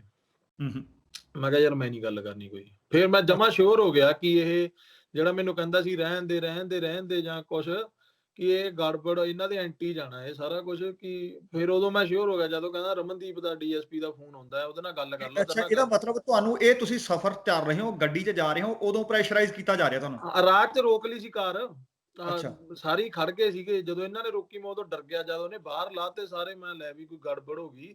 ਪਰ ਮੈਨੂੰ ਇਹਨਾਂ ਦੀ ਵਕੀਲਾਂ ਦੀ ਗੱਡੀ ਦਿਖ ਗਈ ਸੀ। ਅੱਛਾ। ਇਹ ਮਗਰ ਤੇ ਮੂਹਰੇ 2 ਕਾਰਾਂ ਇਹਨਾਂ ਕੋਲੇ, ਦੋਨੋਂ ਅੱਗੇ ਪਿੱਛੇ ਜਾ ਰਹੀਆਂ ਕਿ ਕੋਈ ਗੜਬੜ ਨਹੀਂ। ਉਹ ਐਸਐਚਓ ਆਈਓ ਆਇਆ ਮੇਰੇ ਕੋਲੇ, ਕਹਿੰਦਾ ਡਿਪਟੀ ਸਾਹਿਬ ਨੇ ਡੀਐਸਪੀ ਸਾਹਿਬ ਨੇ ਰਮਨਦੀਪ ਨੇ ਗੱਲ ਕਰਨੀ ਆ ਤੇਰੇ ਨਾਲ। ਮੈਂ ਯਾਰ ਮੈਂ ਇਹ ਬੰਦੇ ਦੀ ਸ਼ਕਲ ਨਹੀਂ ਦੇਖਣਾ ਚਾਹੁੰਦਾ, ਤੂੰ ਗੱਲ ਕਰਨ ਦੀ ਦੂਰ ਦੀ ਗੱਲ ਆ ਕਿ ਮੈਂ ਨਹੀਂ ਕਰਨੀ ਹੈਗੀ। ਕਿ ਹੁਣ ਕਹਿੰਦਾ ਯਾਰ ਦੇਖ ਲੈ ਇੱਕ ਵਾਰੀ ਕਰ ਲਾ ਗੱਲ। ਉਹ ਫੇਰ ਕੱਟ ਕੇ ਫੋਨ, ਉਹਨੇ ਫੇਰ ਆ ਗਿਆ ਮੇਰੇ ਕੋਲੇ 30-35 ਸਕਿੰਟਾਂ ਬਾਅਦ। ਕਹਿੰਦਾ ਯਾਰ ਉਹ ਕਹਿੰਦੇ ਕਿ ਗੱਲ ਕਰਾ ਦੇ ਮੇਰੀ, ਮਾਗੜ ਸਾਹਿਬ ਨਾਲ ਗੱਲ ਕਰਨੀ ਆ। ਮੈਂ ਕਿਹਾ ਜਿਹੜਾ ਇਹ ਸਾਫ਼ ਜਿਹਾ ਹੁਣ ਲੱਗ ਰਿਹਾ ਕਿ ਪੱਕਾ ਕੋਈ ਗੜਬੜ ਹੈ, ਕਿ ਯਾਰ ਮੈਂ ਨਹੀਂ ਤੁਹਾਡੇ ਨਾਲ ਗੱਲ ਕਰਨੀ, ਉਹਦਾ ਜਾਓ। ਚਲੋ ਉੱਥੋਂ ਤੁਰੇ। ਫਿਰ ਇਹ ਜਿਹੜਾ ਹਸਪੀਟਲ ਜਿੱਥੇ ਮੇਰਾ ਹੋਣਾ ਸੀਗਾ 6 ਸੈਕਟਰ ਹੈ ਭਾਜੀ ਸ਼ਾਇਦ ਉਹ। ਹਾਂਜੀ 6 ਫੇਸ ਜੀ। ਤੇ ਉੱਥੇ ਫਿਰ ਜਦ ਜਾ ਕੇ ਰੁਕੀ, ਉੱਥੇ ਫਿਰ ਇੱਕ ਬੰਦਾ ਹੋਰ ਆਇਆ ਮੇਰੇ ਕੋਲੇ, ਐਸਐਚਓ ਸਾਹਿਬ ਆਏ ਥਾਣੇ ਦੇ ਜੀ। ਉਹ ਬੈਠੇ ਵਿੱਚ, ਉਹ ਕਹਿੰਦੇ ਕਿ ਐਲੀ ਤੂੰ ਭਰਾ ਆ ਆਪਣਾ, ਦੇਖ ਮੈਂ ਤੇਰੀ ਟੇਕ ਕੇਅਰ ਕਰੀ, ਮੈਂ ਤੈਨੂੰ ਕੁਛ ਨਹੀਂ ਕਿਹਾ, ਕਿ ਤੂੰ ਯਾਰ ਮਾੜੀ ਜੀ ਡਿਪਟੀ ਨਾਲ ਗੱਲ ਕਰ ਲਾ। ਕਹਿੰਦਾ ਯਾਰ ਮੈਨੂੰ ਬਾਹਲੇ ਫੋਨ ਆਈ ਜਾਂਦੇ ਆ, ਉੱਪਰੋਂ ਵੀ ਆਈ ਜਾਂਦਾ ਫੋਨ, ਤੂੰ ਇੱਕ ਵਾਰੀ ਗੱਲ ਕਰ ਲਾ ਉਹਦੇ ਨਾਲ ਫੋਨ ਤੇ। ਮੈਂ ਯਾਰ ਮੈਂ ਨਹੀਂ ਕੋਈ ਗੱਲ ਕਰਨੀ ਜੀ, ਕਿ ਮੈਂ ਕੋਈ ਗੱਲ ਨਹੀਂ। ਜਾਣੀ ਉਹਨਾਂ ਨੇ ਫੋਨ ਤੇ ਕੀ ਕਹਿਣਾ ਸੀ, ਇਹੀ ਕਹਿਣਾ ਸੀ ਕੋਈ ਗੱਲ ਨਹੀਂ, ਹੋ ਗਿਆ ਜੋ ਹੋ ਗਿਆ, ਐਂ ਕਰ ਲਾ, ਰਹਿਣ ਦੇ ਤੂੰ, MLR ਰਿਪੋਰਟ ਨਾ ਕਰਾ ਫਲਾਨਾ। ਫਿਰ ਜਦੋਂ ਅਸੀਂ ਉਤਰੇ, ਫਿਰ ਮੈਂ ਵਕੀਲਾਂ ਨੂੰ ਜਦੀ ਉਤਰਦੇ ਸਾਰੀ ਬਾਈ ਉਹਨਾਂ ਨੂੰ ਦੱਸਤਾ ਸੀ। ਮੈਂ ਬਾਈ ਮੈਨੂੰ 2-3 ਵਾਰੀ ਇਹਨਾਂ ਨੇ ਰਾਹ 'ਚ ਵੀ ਰੋਕਿਆ ਤੇ ਆ ਫੋਨ ਤੇ ਗੱਲ ਕਰਾਉਣ ਨੂੰ। ਇਹ ਕਹਿੰਦੇ ਤੂੰ ਕਿਸੇ ਚੀਜ਼ ਵੱਲ ਨਾ ਧਿਆਨ ਦੇ, ਤੂੰ ਅੰਦਰ ਜਾ ਕੇ ਆਪਦੀ ਮੈਡੀਕਲ ਰਿਪੋਰਟ ਕਰਾ। ਤੇ ਉਹ ਦਿਨ ਬਹੁਤ ਫੋਨ ਆਏ ਇਹਨਾਂ ਦੇ, 2-3 ਵਾਰੀ ਆਇਆ ਕਿ ਡਿਪਟੀ ਨਾਲ ਗੱਲ ਕਰ ਲੈ, ਡਿਪਟੀ ਨਾਲ ਗੱਲ ਕਰ। ਪਰ ਤੁਸੀਂ ਕੀਤੀ ਨਹੀਂ? ਨਹੀਂ ਮੈਂ ਨਹੀਂ ਕਰੀ ਜੀ, ਮੈਂ ਹੈਲੋ ਵੀ ਨਹੀਂ ਕੀਤੀ। ਹੁਣ ਵਕੀਲ ਸਾਹਿਬ ਕੋਲ ਫੇਰ ਚੱਲਦਾ। ਵਕੀਲ ਸਾਹਿਬ ਇੱਥੇ ਹੀ ਆਏ ਸੀ ਕਿ ਜਦੋਂ ਇਹਨਾਂ ਨੂੰ ਗੱਡੀ 'ਚ ਲੈ ਕੇ ਆ ਰਹੇ ਸੀ, ਪ੍ਰੈਸ਼ਰਾਈਜ਼ ਕੀਤਾ, ਫਿਰ ਕੀ ਹੁੰਦਾ ਜੀ? ਸਰ ਉਸ ਦਿਨ ਜਦੋਂ ਐਲੀ ਨੂੰ ਹਸਪੀਟਲ 'ਚ ਲੈ ਕੇ ਗਏ ਨੇ 30 ਤੋਂ 35 ਮੁਲਾਜ਼ਮ, ਮੈਂ ਖੁਦ ਹੈਰਾਨ ਵੀ ਦੱਸੋ ਵੀ ਇੱਕ ਸਿੰਪਲ ਬੰਦਾ ਜਿਹੜਾ ਇੱਕ NRI ਉੱਥੋਂ ਆਇਆ, 30 ਤੋਂ 35 ਮੁਲਾਜ਼ਮ। ਔਰ ਡਾਕਟਰ ਨੇ ਇਹਨਾਂ ਨੂੰ, ਅਸੀਂ ਕੋਰਟ ਦੇ ਆਰਡਰ 'ਚ ਇਹ ਚੀਜ਼ ਕਰਵਾਈ ਸੀ ਕਿ ਜਦੋਂ ਐਲੀ ਦਾ ਤੁਸੀਂ ਮੈਡੀਕਲ ਕਰਨਾ ਹੈ ਅੰਦਰ, ਡਾਕਟਰ ਕੋਈ ਇਹ ਮੁਲਾਜ਼ਮ ਨਹੀਂ ਜਾਊਗਾ। ਇਹਨਾਂ ਨੂੰ ਡਾਕਟਰਾਂ ਨੇ ਬਾਹਰ ਡੱਕਿਆ। ਚਲੋ ਐਲੀ ਦਾ 2-2.5 ਘੰਟਿਆਂ 'ਚ ਉਹਨਾਂ ਨੇ ਮੈਡੀਕਲ ਸਾਰਾ ਬੋਰਡ ਨੇ ਕਰ ਲਿਆ। ਨੈਕਸਟ ਡੇ ਸਰ ਰਿਪੋਰਟ ਆਈ। ਜਦੋਂ ਰਿਪੋਰਟ ਆਈ ਸਾਡਾ ਦਿਲ ਬਿਲਕੁਲ ਧੜਕੇ ਕਿ ਯਾਰ ਹੁਣ ਕੀ ਹੋਊਗਾ। ਰਿਪੋਰਟ ਆਈ, ਰਿਪੋਰਟ ਦੇ ਸਰ ਕਲੀਅਰਲੀ ਜਦੋਂ ਰਿਪੋਰਟ ਪੇਸ਼ ਹੋਈ ਉਹਦੇ 'ਚ 7 ਇੰਜਰੀਆਂ ਆ ਗਈਆਂ, ਜਿਹਦੇ 'ਚ ਕਲੀਅਰਲੀ ਨੀਲ ਆ ਗਈ, ਨੀਲ, ਸੱਟਾਂ, ਕੰਨ ਦਾ ਪਰਦਾ, ਮਤਲਬ 7 ਇੰਜਰੀ, ਸੀਰੀਅਸ ਇੰਜਰੀਜ਼ ਆ ਗਈਆਂ। ਉੱਥੇ ਆ ਕੇ ਸਾਡਾ ਜਿਹੜਾ ਕੇਸ ਸੀ ਸਰ ਉਹ ਸਟੈਂਡ ਕਰ ਗਿਆ। ਚਲੋ ਅਸੀਂ ਐਨੀ ਹਾਊ ਪਹਿਲਾਂ ਤਾਂ ਇਹਦੀ ਜ਼ਮਾਨਤ ਕਰਾਈ। 3 ਦਿਨ ਦੇ ਵਿੱਚ ਸਰ ਰਿਕਾਰਡ ਹੈ 1 ਘੰਟਾ ਬਹਿਸ ਚੱਲੀ। ਸਰਕਾਰੀ ਵਕੀਲ, ਕਿਉਂਕਿ ਇਹਨਾਂ ਨੇ ਜ਼ੋਰ ਲਾਇਆ ਸੀ ਵੀ ਇਹਦੀ ਜ਼ਮਾਨਤ ਨਹੀਂ ਹੋਈ, ਵੀ ਜੇ ਇਹਨਾਂ ਨੂੰ ਇਹ ਸੀ ਵੀ ਜੇ ਵਕੀਲਾਂ ਨੇ ਪੁਲਿਸ ਤੇ, ਵੀ ਸਾਡੀ ਵਕੀਲਾਂ ਦੀ ਤੇ ਪੁਲਿਸ ਦੀ ਸਿੱਧੀ ਆਮੋ ਸਾਹਮਣੇ ਟੱਕਰ ਹੋ। ਅੱਛਾ, ਟੱਕਰ ਕਹਿ ਕੱਚ। ਤੁਸੀਂ ਇਹ ਦੇਖੋ ਵੀ ਸਰਕਾਰੀ ਵਕੀਲ ਨੇ 20-25 ਮਿੰਟ ਕੋਸ਼ਿਸ਼ ਕੀਤੀ, ਅੱਧਾ ਘੰਟਾ ਲਾਇਆ ਵੀ ਇਹਦੀ ਜਿਹੜੀ ਜ਼ਮਾਨਤ ਆ ਉਹ ਖਾਰਜ ਕੀਤੀ ਜਾਵੇ। ਜ਼ਮਾਨਤ ਹੋ ਗਈ 18 ਤਰੀਕ ਨੂੰ। ਪੂਰਾ ਦੇਖੋ ਅੱਜ ਲਗਭਗ ਅੱਜ 1 ਸਾਲ ਹੋ ਗਿਆ ਹੈ। 18 ਸਤੰਬਰ 2019 ਤੇ ਅੱਜ ਆਪਾਂ ਬੈਠੇ ਆ, ਅੱਜ 21 ਸਮਝ ਲਓ ਤੁਸੀਂ, ਅੱਜ 21 ਹੈਗੀ ਹੈ। ਬਿਲਕੁਲ 1 ਸਾਲ ਹੋ ਗਿਆ ਜੀ ਪੂਰੀ ਇਸ ਗੱਲ, ਹਨਾ। ਜ਼ਮਾਨਤ ਤੋਂ ਬਾਹਰ ਆਏ, ਜਦੋਂ ਬਾਹਰ ਆਇਆ ਐਲੀ ਰਿਲੀਜ਼ ਹੋ ਕੇ ਆਇਆ, ਅਸੀਂ ਦੇਖਿਆ ਕਿ ਵੀ ਐਲੀ 11 'ਚ ਬੈਠਾ ਤੇ ਐਲੀ ਦਾ ਧਿਆਨ ਨਹੀਂ ਲੱਗ ਰਿਹਾ। ਐਲੀ ਜੇ 50 ਬੰਦੇ ਫਸ ਰਹੇ ਨੇ, ਇਹਦਾ ਧਿਆਨ ਕਿਤੇ ਹੋਰ ਹੀ ਹੈ। ਕਿਉਂਕਿ ਤੁਸੀਂ ਭਾਜੀ ਜਿਹੜਾ ਮੈਂਟਲੀ ਟੌਰਚਰ ਹੈ, ਮੈਂਟਲੀ ਟੌਰਚਰ ਹੁੰਦੇ ਹੋ ਜੀ, ਹਨਾ, ਤੁਸੀਂ ਬਹੁਤ ਜ਼ਿਆਦਾ। ਅੱਛਾ, ਫਿਰ ਤੁਹਾਨੂੰ ਸ਼ਰਮ ਵੀ ਆਉਂਦੀ ਹੈ, ਹਨਾ, ਯਾਰ ਵੀ ਮੈਨੂੰ ਇਹਨਾਂ ਨੇ ਕੀ ਕੁਛ ਕੀਤਾ। ਫਿਰ ਅਸੀਂ ਇਹਨੂੰ ਮੋਟੀਵੇਟ ਕੀਤਾ ਕਿ ਯਾਰ ਤੈਨੂੰ ਇਨਸਾਫ ਮਿਲੂਗਾ, ਡੋਂਟ ਵਰੀ, ਆਪਾਂ ਜ਼ੋਰ ਲਾਵਾਂਗੇ। ਐਨੀ ਹਾਊ ਇਹਦੇ ਨਾਲ ਇਹਦਾ ਫਰੈਂਡ ਸਰਕਲ ਚੰਗਾ ਸੀ, ਇਹਨੂੰ ਮਹਿਸੂਸ ਨਹੀਂ ਹੋਣ ਦਿੱਤਾ। ਸਾਰੇ ਇਹਦੇ ਨਾਲ ਪੰਜਾਬ ਖੜਿਆ ਜੀ, ਇਹਦੇ ਨਾਲ ਸਾਰੀ ਜਨਤਾ ਖੜੀ, ਉਹਨਾਂ ਨੂੰ ਲੱਗਿਆ ਯਾਰ ਇਹਨੂੰ ਇਨਸਾਫ ਮਿਲਣਾ ਚਾਹੀਦਾ। ਚਲੋ ਜੀ, ਅਸੀਂ ਸਰ 20 ਤਰੀਕ ਨੂੰ ਡੀਜੀਪੀ ਪੰਜਾਬ ਦੇ ਸਮੇਤ ਐਲੀ ਅਸੀਂ ਕੰਪਲੇਂਟ ਲੈ ਕੇ ਗਏ। ਮੈਂ ਇੱਥੇ ਆ ਕੇ ਐਲੀ ਨੂੰ ਐਪਰੀਸ਼ੀਏਟ ਕਰਦਾ ਕਿ ਇੰਨੀ ਕੁੱਟ ਖਾਣ ਤੋਂ ਬਾਅਦ ਬੰਦਾ ਡੇਅਰ ਨਹੀਂ ਕਰਦਾ। ਔਰ ਉਹ ਰਮਨਦੀਪ ਡੀਐਸਪੀ ਜਿਹਦੇ ਤੇ ਪਹਿਲਾਂ 3-4 ਪਰਚੇ ਨੇ ਔਰ ਉਹਦਾ ਆਂ ਤੱਕ ਸਾਰੀ ਦੁਨੀਆ ਨੂੰ ਪਤਾ ਹੈ, ਇਹਨੇ ਡੇਅਰ ਕੀਤਾ ਔਰ ਇੱਥੋਂ ਤੱਕ ਇਹ ਆ ਗਿਆ। ਇਹ ਕਹਿੰਦਾ ਭਾਜੀ ਤੁਸੀਂ ਹੁਣ ਮੇਰੇ ਪਿੱਛੇ ਚੱਲੋ, ਮੈਂ ਅੱਗੇ ਲੱਗ ਗਿਆ, ਤੁਸੀਂ ਟੈਨਸ਼ਨ ਨਹੀਂ ਲੈਣੀ, ਮੈਂ ਡਟ ਕੇ ਲੜਾਈ ਲੜੀ। ਸਾਡਾ ਵੀ ਹੌਸਲਾ ਡੱਬ ਗਿਆ ਵੀ ਠੀਕ ਹੈ ਸਰ। ਅਸੀਂ ਦਿਨਕਰ ਗੁਪਤਾ ਜੀ ਕੋਲ ਗਏ, ਉਹਨਾਂ ਨੇ ਇੱਕ ਸਿੱਟ ਬਣਾਤੀ। ਸਿੱਟ ਸਰ 23 ਸਤੰਬਰ ਨੂੰ ਸਾਡੀ ਸਿੱਟ ਬਣ ਗਈ। ਸਿੱਟ ਦੇ ਵਿੱਚ ਸੋਪਨ ਸ਼ਰਮਾ ਐਸਐਸਪੀ ਰੂਪਨਗਰ, ਇੱਕ ਆਈਪੀਐਸ ਰਵੀ ਕੁਮਾਰ ਤੇ ਹੋਰ ਟੀਮ ਲਾ। ਚਲੋ ਸਿੱਟ ਬਣ ਗਈ 23। ਉਸ ਤੋਂ ਬਾਅਦ ਡੇ ਟੂ ਡੇ ਡੇਲੀ ਉਹਨਾਂ ਨੇ ਸਰ ਸਾਡੀ ਜਿਹੜੀ ਸਟੇਟਮੈਂਟਸ, ਐਵੀਡੈਂਸ, ਕ੍ਰੋਸ ਔਰ ਸਾਰੀ ਅੰਡਰ ਕੈਮਰਾ ਕੀਤੀ। ਸਭ ਕੁਝ ਐਵੀਡੈਂਸ ਦੇਖਿਆ, ਡਾਕਟਰਸ ਕੋਲ, ਥਾਣਾ ਕੋਲ, ਮਿਸਲ ਕੋਲ, ਸਭ ਕੁਝ ਅਸੀਂ ਐਲੀ ਦੇ ਨਾਲ ਜਾਂਦੇ ਜੀ। ਸਟਾਰਟਿੰਗ ਦੇ ਵਿੱਚ ਕੁਝ ਦਬਕਾਉਣ ਦੀ ਕੋਸ਼ਿਸ਼ ਕੀਤੀ ਐਲੀ ਨੂੰ ਵੀ ਤੂੰ ਆਹ ਕਿਵੇਂ, ਉੱਥੇ ਆਹ ਕਿਵੇਂ, ਪਰ ਐਲੀ ਕਿਉਂਕਿ ਜਿਹੜਾ ਸੱਚਾ ਹੁੰਦਾ ਨਾ ਉਹਦਾ ਹਮੇਸ਼ਾ ਸੱਚ ਹਮੇਸ਼ਾ ਉੱਪਰ ਰਹਿੰਦਾ ਹੈ। ਇਹ ਡਰਿਆ ਨਹੀਂ, ਬਿਲਕੁਲ ਨਹੀਂ ਡਰਿਆ। ਇਹਨਾਂ ਨੇ ਸਟੇਟਮੈਂਟਸ ਦਿੱਤੀਆਂ, ਸਭ ਕੁਝ ਕਰਵਾਇਆ ਜੀ। ਚਲੋ ਐਨੀ ਇੱਕ ਮੰਥ ਦੇ ਵਿੱਚ ਸਰ ਅਸੀਂ ਪੂਰਾ ਜ਼ੋਰ ਲਾ ਕੇ ਉਹ ਕੰਪਲੀਟ ਕਰਵਾਈ। ਹੁਣ ਸਰ ਇਸ਼ੂ ਆ ਗਿਆ 23/11 ਨੂੰ, ਹੌਲੀ ਹੌਲੀ ਸਾਨੂੰ ਪਤਾ ਲੱਗਾ, ਅਸੀਂ ਇਸ ਗੱਲ ਦੇ ਮਗਰ ਪੈ ਗਏ ਕਿ ਸਿੱਟ ਦੀ ਰਿਪੋਰਟ ਜਦੋਂ ਤੱਕ ਨਹੀਂ ਆਉਂਦੀ ਉਦੋਂ ਤੱਕ ਸਰ ਸਾਡੇ ਅਗਲਾ ਇਨਸਾਫ ਅਸੀਂ ਕਿੱਥੋਂ ਲਵਾਂਗੇ ਜੀ। ਹੁਣ ਸਿੱਟ ਦੇ ਵਿੱਚ ਜਿਹੜੀ ਕੰਪਲੇਂਟ ਗਈ ਉਹਦੇ ਵਿੱਚ ਐਲੀ ਤੁਹਾਨੂੰ ਦੱਸੂਗਾ ਮੁੱਖ ਦੋਸ਼ੀ ਸੀ ਰਮਨਦੀਪ ਸਿੰਘ ਡੀਐਸਪੀ ਮੁੱਖ ਜੀ, ਠੀਕ ਹੈ ਜੀ। ਨੰਬਰ ਦੂਜੇ ਤੇ ਉਹਦੇ ਸਾਹਿਲ ਤੇ ਸਤਿੰਦਰ ਗਨਮੈਨ। ਨੰਬਰ 4 ਤੇ ਇੱਕ ਜਿਹੜਾ ਜਸਦੀਪ ਜੱਸੀ ਉੱਥੋਂ ਦਾ ਮੁਨਸ਼ੀ ਹੈ ਜਿਹਨੇ ਪੈਸੇ ਵਸੂਲੇ। ਨੰਬਰ 5 ਤੇ ਰਜੇਸ਼ ਅਸਤੀਰ। ਨੰਬਰ 6 ਤੇ ਰਜੀਵ। ਨੰਬਰ 7-8 ਤੇ ਹੋਰ ਅਨਆਇਡੈਂਟੀਫਾਈਡ। ਸਰ ਅਲਟੀਮੇਟਲੀ ਸਿੱਟ ਨੇ ਸਟੇਟਮੈਂਟਾਂ ਲਈ ਸਭ ਕੁਝ ਕੀਤਾ, ਪਰ ਜਿਹਨੂੰ ਤੁਸੀਂ ਇਹ ਕਹਿੰਦੇ ਆ ਨਾ ਵੀ ਆਪਾਂ ਪੁਲਿਸ ਦੀ ਹੋਈ ਹੁੰਦੀ ਹੈ, ਮੈਂ ਅੱਜ ਇਹਦੇ ਵਿੱਚ ਕੋਈ ਸ਼ੱਕ ਨਹੀਂ, ਮੈਂ ਕਹਿ ਸਕਦਾ ਵੀ ਪੁਲਿਸ ਦੀ ਹੁੰਦੀ ਹੈ। ਇਹ ਕੋਸ਼ਿਸ਼ ਕਰਦੇ ਨੇ ਸ਼ੀਲਡ ਕਰਨ ਦੀ। ਸਾਨੂੰ ਇੱਕ ਲੋਲੀਪੌਪ ਦਿੱਤਾ ਗਿਆ, ਸਾਨੂੰ ਵੱਡੇ ਆਫੀਸਰਸ ਵੱਲੋਂ ਸਾਰਿਆਂ ਨੂੰ ਕਿਹਾ ਗਿਆ ਕਿ ਡੋਂਟ ਵਰੀ, ਤੈਨੂੰ ਇਨਸਾਫ ਮਿਲੂਗਾ, ਤੇਰੇ ਨਾਲ ਕਾਕਾ ਹੋਇਆ ਤੈਨੂੰ ਇਨਸਾਫ ਮਿਲੂਗਾ। ਔਰ ਸਾਨੂੰ ਐਕਟ ਤੇ ਕੰਡਕਟ ਤੋਂ ਬਿਲਕੁਲ ਕਿਤੇ ਰੱਤੀ ਭਰ ਵੀ ਨਹੀਂ ਲੱਗਿਆ ਵੀ ਸਾਨੂੰ ਇਨਸਾਫ ਨਹੀਂ ਮਿਲੂਗਾ। ਸੋ ਸਰ 23/11 ਨੂੰ ਬੈਣੀਪਾਲ ਸਾਹਿਬ ਉਹ ਸਬਮਿਟ ਹੋ ਜਾਂਦੀ ਹੈ ਡੀਜੀਪੀ ਪੰਜਾਬ ਜੀ। ਸਰ ਨਵੰਬਰ ਨਿਕਲ ਗਿਆ, ਦਸੰਬਰ ਨਿਕਲ ਗਿਆ, ਔਰ ਐਲੀ ਦਾ ਤੇ ਸਾਡਾ ਰੋਜ਼ ਦਾ ਦਿਨ ਲੋਕੀ ਪੁੱਛਣ ਯਾਰ ਕੀ ਬਣ ਰਿਹਾ, ਕੀ ਬਣ ਰਿਹਾ। ਇੱਕ ਦਿਨ ਅਸੀਂ ਸਰ ਔਖਾ ਕੱਢਿਆ ਜੀ। ਅਲਟੀਮੇਟਲੀ ਅਸੀਂ ਫਰਵਰੀ ਦੇ ਵਿੱਚ, ਜਨਵਰੀ ਦੇ ਵਿੱਚ ਐਂਡ ਜਾ ਕੇ ਅਸੀਂ ਡੀਜੀਪੀ ਸਾਹਿਬ ਨੂੰ ਕੋਸ਼ਿਸ਼ ਕੀਤੀ ਵੀ ਡੀਜੀਪੀ ਸਾਹਿਬ ਨੂੰ ਮਿਲ ਕੇ ਅਸੀਂ ਉਹਦੀ ਰਿਪੋਰਟ ਤਾਂ ਲਈਏ, ਸਾਨੂੰ ਤਾਂ ਹੀ ਅਗਲੀ ਲੜਾਈ ਲੜਾਂਗੇ। ਜਦੋਂ ਸਰ ਅਸੀਂ ਡੀਜੀਪੀ ਸਾਹਿਬ ਦੇ ਪਹੁੰਚੇ ਆਫਿਸ 'ਚ, ਸਾਨੂੰ ਇਹ ਕਹਿ ਦਿੱਤਾ ਗਿਆ ਜੇ ਉਹ ਤਾਂ ਰਿਪੋਰਟ ਜਿਹੜੀ ਅਪਰੂਵ ਹੀ ਨਹੀਂ ਕੀਤੀ। ਸੋ ਦੇਰ ਇਜ਼ ਹੈਂਕੀ ਪੈਂਕੀ ਇੰਨੇ ਮਹੀਨਿਆਂ ਤੋਂ ਬਾਅਦ ਇਹ ਕਿਹਾ ਕਿ ਅਪਰੂਵ ਨਹੀਂ ਕੀਤੀ ਵੀ ਅਪਰੂਵ ਨਹੀਂ ਕੀਤੀ ਹਜੇ ਤੱਕ ਜੀ, ਉਹ ਪੈਂਡਿੰਗ ਹੈ, ਉਹ ਪੈਂਡਿੰਗ ਹੈ। ਸੋ ਸਾਨੂੰ ਇਹ ਲੱਗਾ ਕਿ ਯਾਰ there is sum political influence ਆ ਗਿਆ, ਕੋਈ ਨਾ ਕੋਈ ਰੀਜ਼ਨ ਹੈ ਜਿਹੜਾ ਡੀਜੀਪੀ ਪੰਜਾਬ ਵੀ ਅਨਏਬਲ ਹੈ ਉਹਦੀ ਸਾਈਨ ਕਰਨ ਲਈ। ਅਲਟੀਮੇਟਲੀ ਸਰ ਅਸੀਂ ਐਲੀ ਨਾਲ ਗੱਲ ਕੀਤੀ। ਐਲੀ ਕਹਿੰਦਾ ਭਾਜੀ ਆਪਾਂ ਨੇ ਰੋਜ਼ ਦੇ ਦਰਵਾਜ਼ਿਆਂ ਤੇ ਇੱਥੇ ਆਉਣਾ, ਮੈਂ ਤਾਂ ਫੈਡਅਪ ਹੋ ਚੁੱਕਿਆ ਇਸ ਸਿਸਟਮ ਤੋਂ, ਹਨਾ। ਸਾਡੇ ਦੇਸ਼ 'ਚ ਇਹ ਸਿਸਟਮ ਨਹੀਂ ਹੈਗਾ, ਕੈਨੇਡਾ 'ਚ। ਅਲਟੀਮੇਟਲੀ ਸਰ ਅਸੀਂ NRI ਕਮਿਸ਼ਨ ਹੈ ਜਿਹੜਾ ਆਪਣੇ NRIs ਲਈ ਬਣਿਆ ਹੈ, ਉੱਥੇ ਜਸਟਿਸ ਸ਼ੇਖਰ ਰਮਨ ਦੀ ਕੋਰਟ ਦਾ ਦਰਵਾਜ਼ਾ ਖੜਕਾਇਆ। ਐਲੀ ਜੀ ਸਾਡੇ ਨਾਲ ਗਏ, ਉੱਥੇ ਅਸੀਂ ਜੱਜ ਸਾਹਿਬ ਨੂੰ ਸਾਰੀ ਗੱਲ ਦੱਸੀ। ਉਹਨਾਂ ਨੇ ਸਰ ਪਹਿਲੀ ਤਰੀਕ ਤੇ ਹੀ ਡੀਜੀਪੀ ਨੂੰ ਸੰਮਨ ਕੀਤਾ ਕਿ ਤੈਨੂੰ ਇੰਨਾ ਟਾਈਮ ਹੋ ਗਿਆ, ਤੂੰ ਕਿਉਂ ਨਹੀਂ ਸਿੱਟ ਦੀ ਰਿਪੋਰਟ ਦੇ ਰਿਹਾ। ਸੰਮਨ ਕੀਤੇ।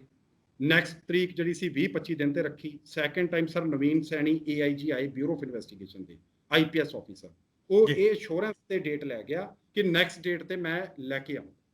ਇਹਨੂੰ ਕਰੋਨਾ ਚੈਪਟਰ ਆ ਗਿਆ, ਤੁਹਾਨੂੰ ਪਤਾ ਹੀ ਹੈ ਸਰ। ਕਰੋਨਾ ਚੈਪਟਰ ਤੋਂ ਬਾਅਦ ਹੁਣ ਜਿਹੜੀ ਲਾਸਟ ਡੇਟ ਸੀ ਸਰ ਉਹ 22/8 ਸੀ। 22/8 ਨੂੰ ਅਸੀਂ ਉੱਥੇ ਮੈਂ ਤੇ ਬ੍ਰਦਰ ਗਏ।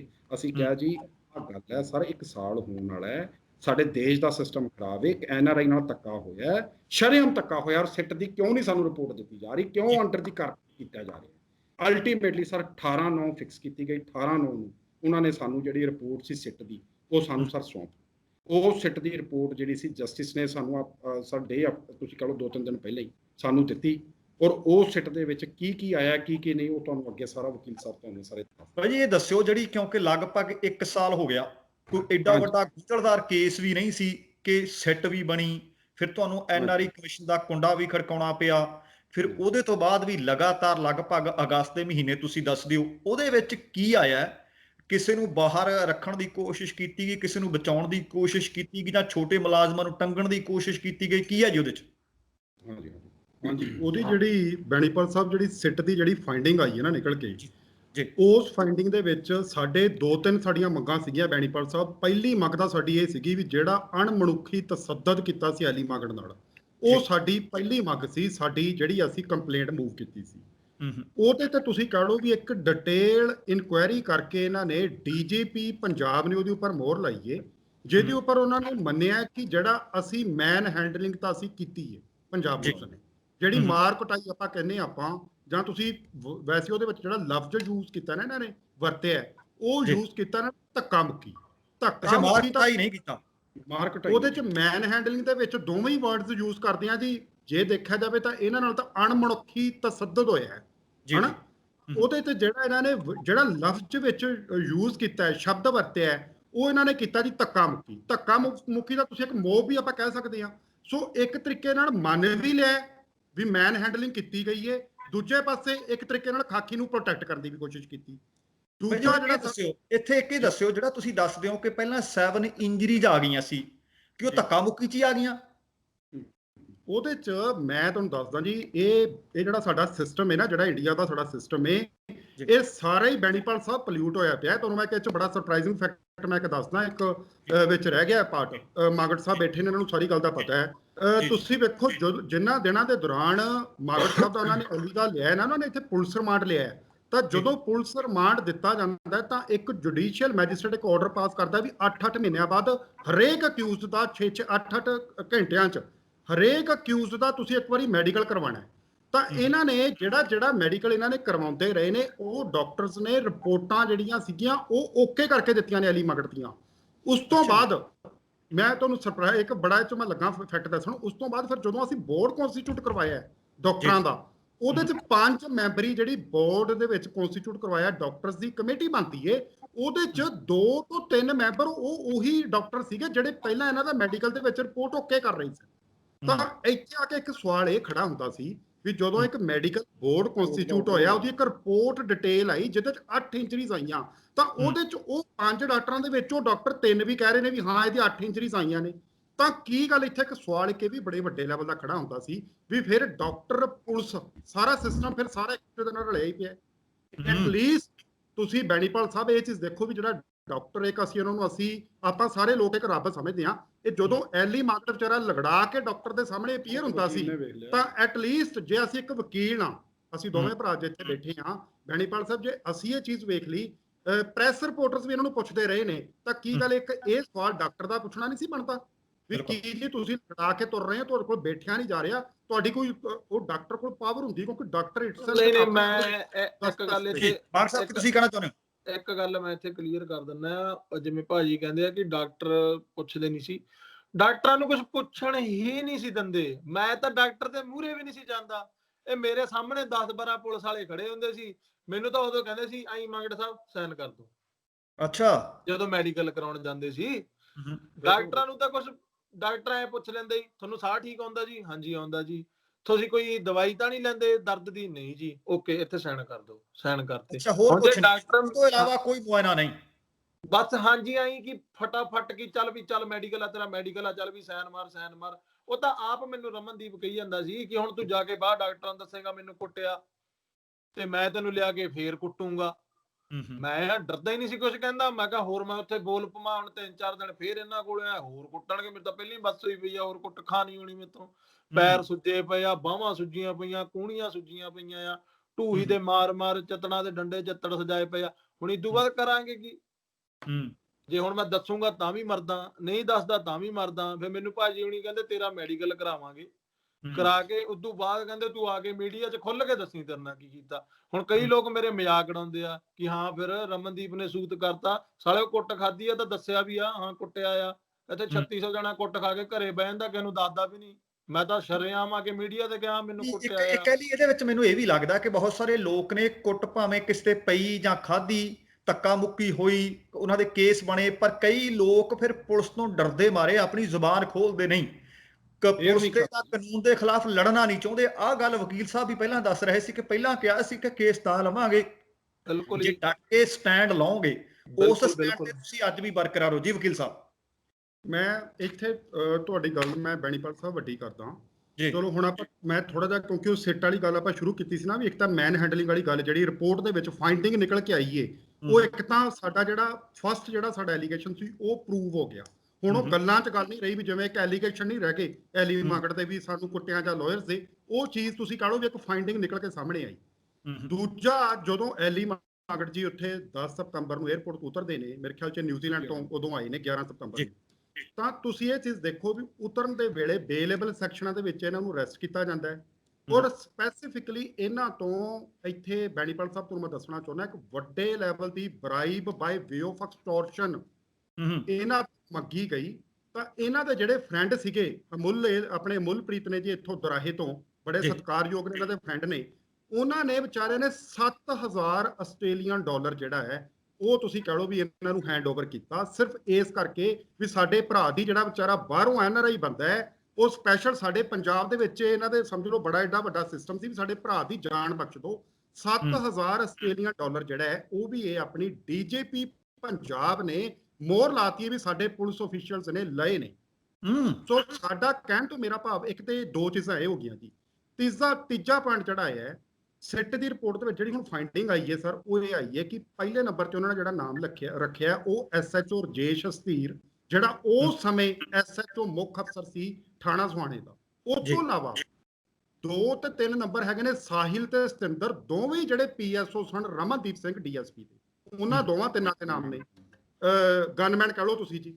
ਇਸ ਤੋਂ ਇਲਾਵਾ ਮੁੱਖ ਮੁਨਸ਼ੀ ਸੀ ਜਿਹੜਾ ਉਸ ਸਮੇਂ ਜਸਦੀਪ ਸਿੰਘ, ਤੁਸੀਂ ਕਹ ਲਓ ਵੀ ਹੁਣ ਉਹ ਲੜਕਾ ਹੌਲਦਾਰ ਹੈ, ਉਹਦਾ ਵੀ ਨਾਮ ਇਹਨਾਂ ਨੇ ਵਿੱਚ ਪਾਇਆ, ਫਾਈਂਡਿੰਗ ਦੇ ਵਿੱਚ ਆਇਆ। ਤੇ ਇਹਦੇ ਵਿੱਚ ਹੁਣ ਉਹਨਾਂ ਨੇ ਲਿਖਿਆ ਕਿ ਜੀ ਇਹਨਾਂ ਦੇ ਅਗੇਂਸਟ ਇੱਕ ਡਿਪਾਰਟਮੈਂਟਲ ਜਿਹੜੀ ਇਨਕੁਆਇਰੀ ਹੈ ਉਹ ਇਨੀਸ਼ੀਏਟ ਕੀਤੀ ਜਾਵੇ। ਇਹਦੇ ਤੋਂ ਇਲਾਵਾ ਹੁਣ ਆਪਾਂ ਥੋੜਾ ਸਿੱਟ ਦੀ ਗੱਲ ਆਪਾਂ ਕਰ ਲਈ ਨਾ ਵੀ ਫਾਈਂਡਿੰਗ ਆਪਣੇ ਕੋਲ ਨਿਕਲ ਕੇ ਸਾਹਮਣੇ ਆਈ ਕੀ ਹੈ। ਇਹਦੇ ਤੋਂ ਇਲਾਵਾ DSP ਜਿਹੜਾ ਰਮਨਦੀਪ ਸਿੰਘ ਹੈ, ਮੈਂ ਨਹੀਂ ਇੱਥੇ ਕਹਿ ਸਕਦਾ ਵੀ ਕੋਈ ਰਮਨਦੀਪ ਸਿੰਘ ਨੂੰ ਕੋਈ ਤੇ ਕਲੀਨ ਚਿੱਟ ਨਹੀਂ ਮਿਲ ਗਈ। DSP ਰਮਨਦੀਪ ਸਿੰਘ ਤੇ ਇੰਸਪੈਕਟਰ ਰਾਜੀਵ ਕੁਮਾਰ ਜਿਹੜੇ ਮਟੋਰ ਥਾਣੇ ਉਸ ਟਾਈਮ ਲੱਗੇ ਸਨ, ਉਹਨਾਂ ਦੋਵਾਂ ਦਾ ਵੀ ਸਿੱਟ ਦੀ, ਕਿਉਂਕਿ ਹੁਣ ਜਿਹੜੀ ਸਾਨੂੰ ਮਿਲੀ ਹੈ ਨਾ ਬੈਣੀਪਾਲ ਸਾਹਿਬ ਇਸ ਕੇਸ ਦੇ ਵਿੱਚ, ਸਾਨੂੰ ਇਹਨਾਂ ਨੇ ਸਟੇਟਸ ਰਿਪੋਰਟ ਦਿੱਤੀ ਹੈ। ਹਜੇ ਤੱਕ ਜਿਹੜੀ ਸਿੱਟ ਦੀ ਫਾਈਂਡਿੰਗ ਹੈ, ਜਿਹੜੀ ਉਹ ਡਿਟੇਲਡ ਫਾਈਂਡਿੰਗ ਹੈ, ਉਹ ਹਜੇ ਤੱਕ ਤੁਸੀਂ ਕਹ ਲਓ ਵੀ ਇਹਨਾਂ ਦੇ ਪੋਜੈਸ਼ਨ 'ਚ। ਸਾਨੂੰ ਤਾਂ ਇਹਨਾਂ ਨੇ ਸਟੇਟਸ ਰਿਪੋਰਟ ਦਿੱਤੀ ਹੈ, ਕੁਲਦੀਪ ਚਹਿਲ SSP ਮੋਹਾਲੀ ਨੇ ਦਿੱਤੀ ਹੈ, ਕਿਉਂਕਿ ਬਿਊਰੋ ਆਫ ਇਨਵੈਸਟੀਗੇਸ਼ਨ ਨੇ ਇਹਨਾਂ ਦੇ ਉੱਪਰ ਬਹੁਤ ਦਬਾਅ ਪਾਇਆ ਸੀ। ਉੱਪਰੋਂ NRI ਕਮਿਸ਼ਨ ਕਹਿ ਰਿਹਾ ਸੀ ਵੀ ਹਰੇਕ ਡੇਟ ਤੇ ਕਹਿ ਰਿਹਾ ਸੀ ਵੀ ਤੁਸੀਂ ਰਿਪੋਰਟ ਲਿਆ ਕੇ ਦਿਓ। ਸੋ ਉਹਦੇ ਵਿੱਚ ਇਹਨਾਂ ਨੇ ਸਟੇਟਸ ਰਿਪੋਰਟ ਦੇ ਵਿੱਚ ਇਹ ਗੱਲ ਪਾਈ ਹੈ ਵੀ ਇਹਨਾਂ ਦੇ ਖਿਲਾਫ ਰਮਨਦੀਪ DSP ਤੇ ਇੰਸਪੈਕਟਰ ਰਾਜੀਵ ਕੁਮਾਰ ਦੇ ਖਿਲਾਫ ਵੀ ਮਟੀਰੀਅਲ ਐਵੀਡੈਂਸ, ਕਾਫੀ ਤੱਥ ਇਹਨਾਂ ਦੇ ਖਿਲਾਫ ਵੀ ਇਨਕੁਆਇਰੀ ਦੇ ਵਿੱਚ ਆਏ ਨੇ। ਪਰ ਹਾਲ ਦੀ ਘੜੀ ਇਹਨਾਂ ਨੂੰ ਵਾਰਨਿੰਗ ਦੇ ਕੇ ਇਹਨਾਂ ਨੂੰ ਛੱਡਿਆ ਜਾਂਦਾ ਹੈ, ਵਾਰਨਿੰਗ ਦਿੱਤੀ ਜਾਂਦੀ। ਵਕੀਲ ਸਾਹਿਬ ਅਸੀਂ ਹੁਣ, ਮੈਂ ਕੈਨੇਡਾ ਦੇ ਵਿੱਚ ਰਹਿਣਾ, ਮੈਨੂੰ ਪਤਾ ਕਿ ਡਾਲਰ ਇੱਕ ਬਣਦਾ ਕਿਵੇਂ ਆ, 1000 ਡਾਲਰ ਇਕੱਠੇ ਕਿਵੇਂ ਹੁੰਦੇ ਨੇ। ਖੂਨ ਪਸੀਨੇ ਦੀ ਕਮਾਈ ਸਾਨੂੰ ਦਿਨ ਰਾਤ ਇੱਕ ਕਰਨੀ ਪੈਂਦੀ ਆ, ਫੇਰ ਕਿਤੇ ਡਾਲਰ ਕਮਾਏ ਜਾਂਦੇ ਨੇ, ਬਚਦੇ ਬੁੱਚਦੇ ਨਹੀਂ। ਆ 7000 ਡਾਲਰਾਂ ਦਾ ਜਿਹੜਾ ਤੁਸੀਂ ਜ਼ਿਕਰ ਕਰ ਰਹੇ ਹੋ ਕਿ ਉਸ ਰਿਪੋਰਟ ਦੇ ਵਿੱਚ ਦਰਜ ਆ ਕਿ ਸਾਡੇ ਮੁਲਾਜ਼ਮਾਂ ਨੇ ਲਏ ਨਹੀਂ, ਮੈਨੂੰ ਲੱਗਦਾ ਕਿ ਜਿਹੜੇ ਲੋਕ ਅੱਜ ਤੱਕ ਕਹਿੰਦੇ ਨੇ ਕਿ ਪੁਲਿਸ ਸ਼ਰੇਆਮ ਰਿਸ਼ਵਤ ਲੈਂਦੀ ਆ, ਉਹਦੇ ਉੱਤੇ ਤੇ ਆਪ DGP ਸਾਹਿਬ ਦੇ ਦਫ਼ਤਰੋਂ ਫਿਰ ਮੋਹਰ ਲੱਗ ਗਈ ਹੈ ਜੀ। ਉਹਨਾਂ ਤੇ ਮੋਹਰ ਲੱਗੀ ਸਰ। ਹੁਣ ਇਹਦੇ ਤੇ ਹੁਣ ਅਸੀਂ ਚਾਹੁੰਦੇ ਕੀ ਆ, ਜਾਂ ਸਾਡਾ ਜੇ ਦੇਖਿਆ ਜਾਵੇ ਤਾਂ ਸਿੱਟ ਦੀ ਰਿਪੋਰਟ ਦੇ ਵਿੱਚ ਜਿਹੜੀਆਂ ਚੀਜ਼ਾਂ ਆਪਾਂ ਕਹਿ ਰਹੇ ਹਾਂ ਫਾਈਂਡਿੰਗ ਬਣ ਕੇ ਆ ਗਈ। ਹੁਣ ਸਰ ਸਾਡਾ ਇਹ ਨਹੀਂ, ਜੇ ਆਪਾਂ ਇੱਥੇ ਤੁਸੀਂ ਕੈਨੇਡਾ ਦੇ ਵਿੱਚੋਂ ਸਰ ਅਸੀਂ ਰਿਸਪੈਕਟ ਕਰਦੇ ਹਾਂ ਸਾਰੇ ਕਾਨੂੰਨ ਦੀ। ਮੈਂ ਅੱਗੇ ਵੀ ਗੱਲ ਕਰਦਾ ਹੁੰਦਾ ਵੀ ਕਾਨੂੰਨ ਤਾਂ ਇੰਡੀਆ ਦੇ ਵਿੱਚ ਵੀ ਹੈਗੇ ਨੇ, ਇੰਪਲੀਮੈਂਟੇਸ਼ਨਸ ਨਹੀਂ। ਹੁਣ ਜਿਹੜੀ ਰਿਪੋਰਟ ਬਣ ਕੇ ਸਰ ਸਾਹਮਣੇ ਆ ਗਈ, ਬ੍ਰਦਰ ਇੱਥੇ ਬੈਠੇ ਨੇ, ਮਾਨ ਸਾਹਿਬ ਬੈਠੇ ਨੇ, ਬੈਣੀਪਾਲ ਸਾਹਿਬ, ਜਿਹੜੀ ਇਹਨਾਂ ਨੇ ਮੈਨ ਹੈਂਡਲਿੰਗ, ਕੁੱਟਮਾਰ ਕਹਿ ਲਓ, ਉਹਨੂੰ ਧੱਕਾ ਮੁੱਕੀ ਕਹਿ ਲਓ, ਜਦੋਂ ਮੰਨ ਲਈ ਰਿਪੋਰਟਾਂ ਉਹਦੇ ਉੱਪਰ ਤੁਸੀਂ MLRs ਡਿਟੇਲ ਦੇ ਵਿੱਚ ਪਈਆਂ ਨੇ। ਤੇ ਉਹਦੇ ਤੇ ਸਰ ਇੱਥੇ ਇੱਕ ਦੱਸਣਾ ਚਾਹੁੰਦਾ ਵੀ ਰੈਲੇਵੈਂਟ ਸੈਕਸ਼ਨਸ ਨੇ ਇੰਡੀਅਨ ਪੈਨਲ IPC ਦੀਆਂ। ਇਹਦੇ ਤੋਂ ਇਲਾਵਾ 7000 ਜਿਹੜਾ ਆਸਟ੍ਰੇਲੀਅਨ ਜਿਹੜਾ ਡਾਲਰ ਇਹ ਮੰਨ ਗਏ ਨੇ ਵੀ ਸਾਡੇ ਕੋਲ ਬਰਾਈਬ ਆਈ ਏ ਬਾਈ ਵੇ ਆਫ ਐਕਸਟੋਰਸ਼ਨ। ਇਹ ਤੁਸੀਂ ਕਹ ਲਓ ਪ੍ਰੀਵੈਂਸ਼ਨ ਆਫ ਕਰਪਸ਼ਨ ਐਕਟ ਇੱਥੇ ਇੰਡੀਆ ਦੇ ਵਿੱਚ ਇਹਦੀ ਸੈਕਸ਼ਨ 7 ਜਿਹੜੀ ਏ ਉਹਦੇ ਇਨਗਰੀਡੀਐਂਟਸ ਹੁੰਦੇ ਨੇ ਵੀ ਉਹਦੀ ਡੈਫੀਨੇਸ਼ਨ ਨੂੰ ਫੁੱਲਫਿਲ ਕਰਦੀ ਹੈ। ਇਹਦੇ ਤੋਂ ਇਲਾਵਾ ਮੈਂ ਦੱਸਦਾ ਜੋ ਇਹਨਾਂ ਨੇ ਇੱਕ ਸਿਸਟਮ ਨੂੰ ਮਿਸਯੂਟੀਲਾਈਜ਼ ਕੀਤਾ ਨਾ ਇੱਥੇ ਸਾਡੇ, ਤੁਸੀਂ ਕਹ ਲਓ ਵੀ ਜਿਵੇਂ ਇੱਕ ਐਡੇ ਰਿਸਪੈਕਟੇਬਲ ਬੰਦੇ ਨੂੰ ਤੁਸੀਂ ਕਹ ਲਓ ਬੇਲੇਬਲ ਸੈਕਸ਼ਨਸ ਫੜ ਕੇ ਇੱਕ ਤਰੀਕੇ ਨਾਲ ਉਹਨੂੰ ਇਸ ਲੈਵਲ ਦਾ 3rd ਡਿਗਰੀ ਟੌਰਚਰ ਕਰਨਾ, ਹਨਾ ਜੀ। ਉਹਦੇ ਤੇ ਪੰਜਾਬ ਪੁਲਿਸ ਐਕਟ 2007 ਬੈਣੀਪਾਲ ਸਾਹਿਬ ਇੰਟਰੋਡਿਊਸ ਹੋ ਗਿਆ ਹੈ, ਉਹਦੀ ਸੈਕਸ਼ਨ 62 ਹੈ।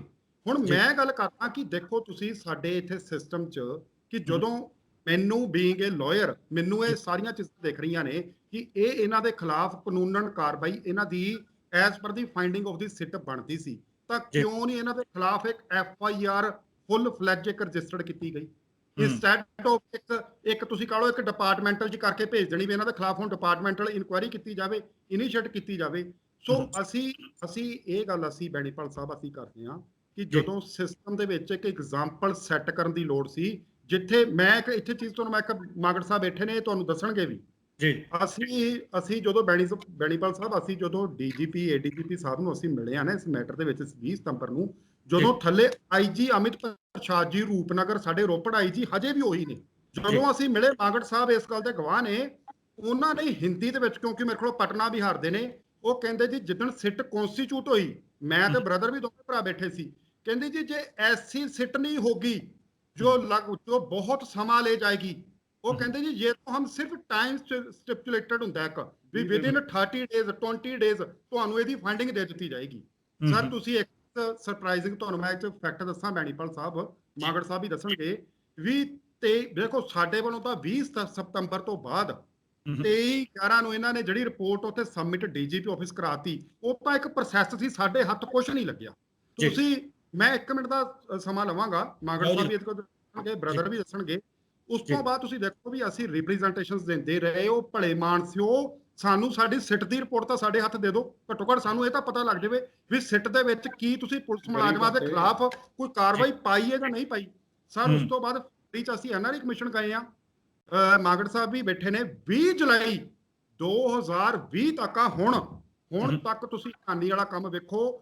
ਐਲੀ ਮਾਗੜ ਦੀ ਫਾਈਲ DGP ਆਫਿਸ ਦੇ ਵਿੱਚ ਜਿਹੜੀਆਂ ਦੂਜੀਆਂ ਫਾਈਲਾਂ ਸੀਗੀਆਂ ਉਹਨਾਂ ਫਾਈਲਾਂ ਦੇ ਵਿੱਚ ਫਾਈਲ ਰੁਲਦੀ ਰਹੀ।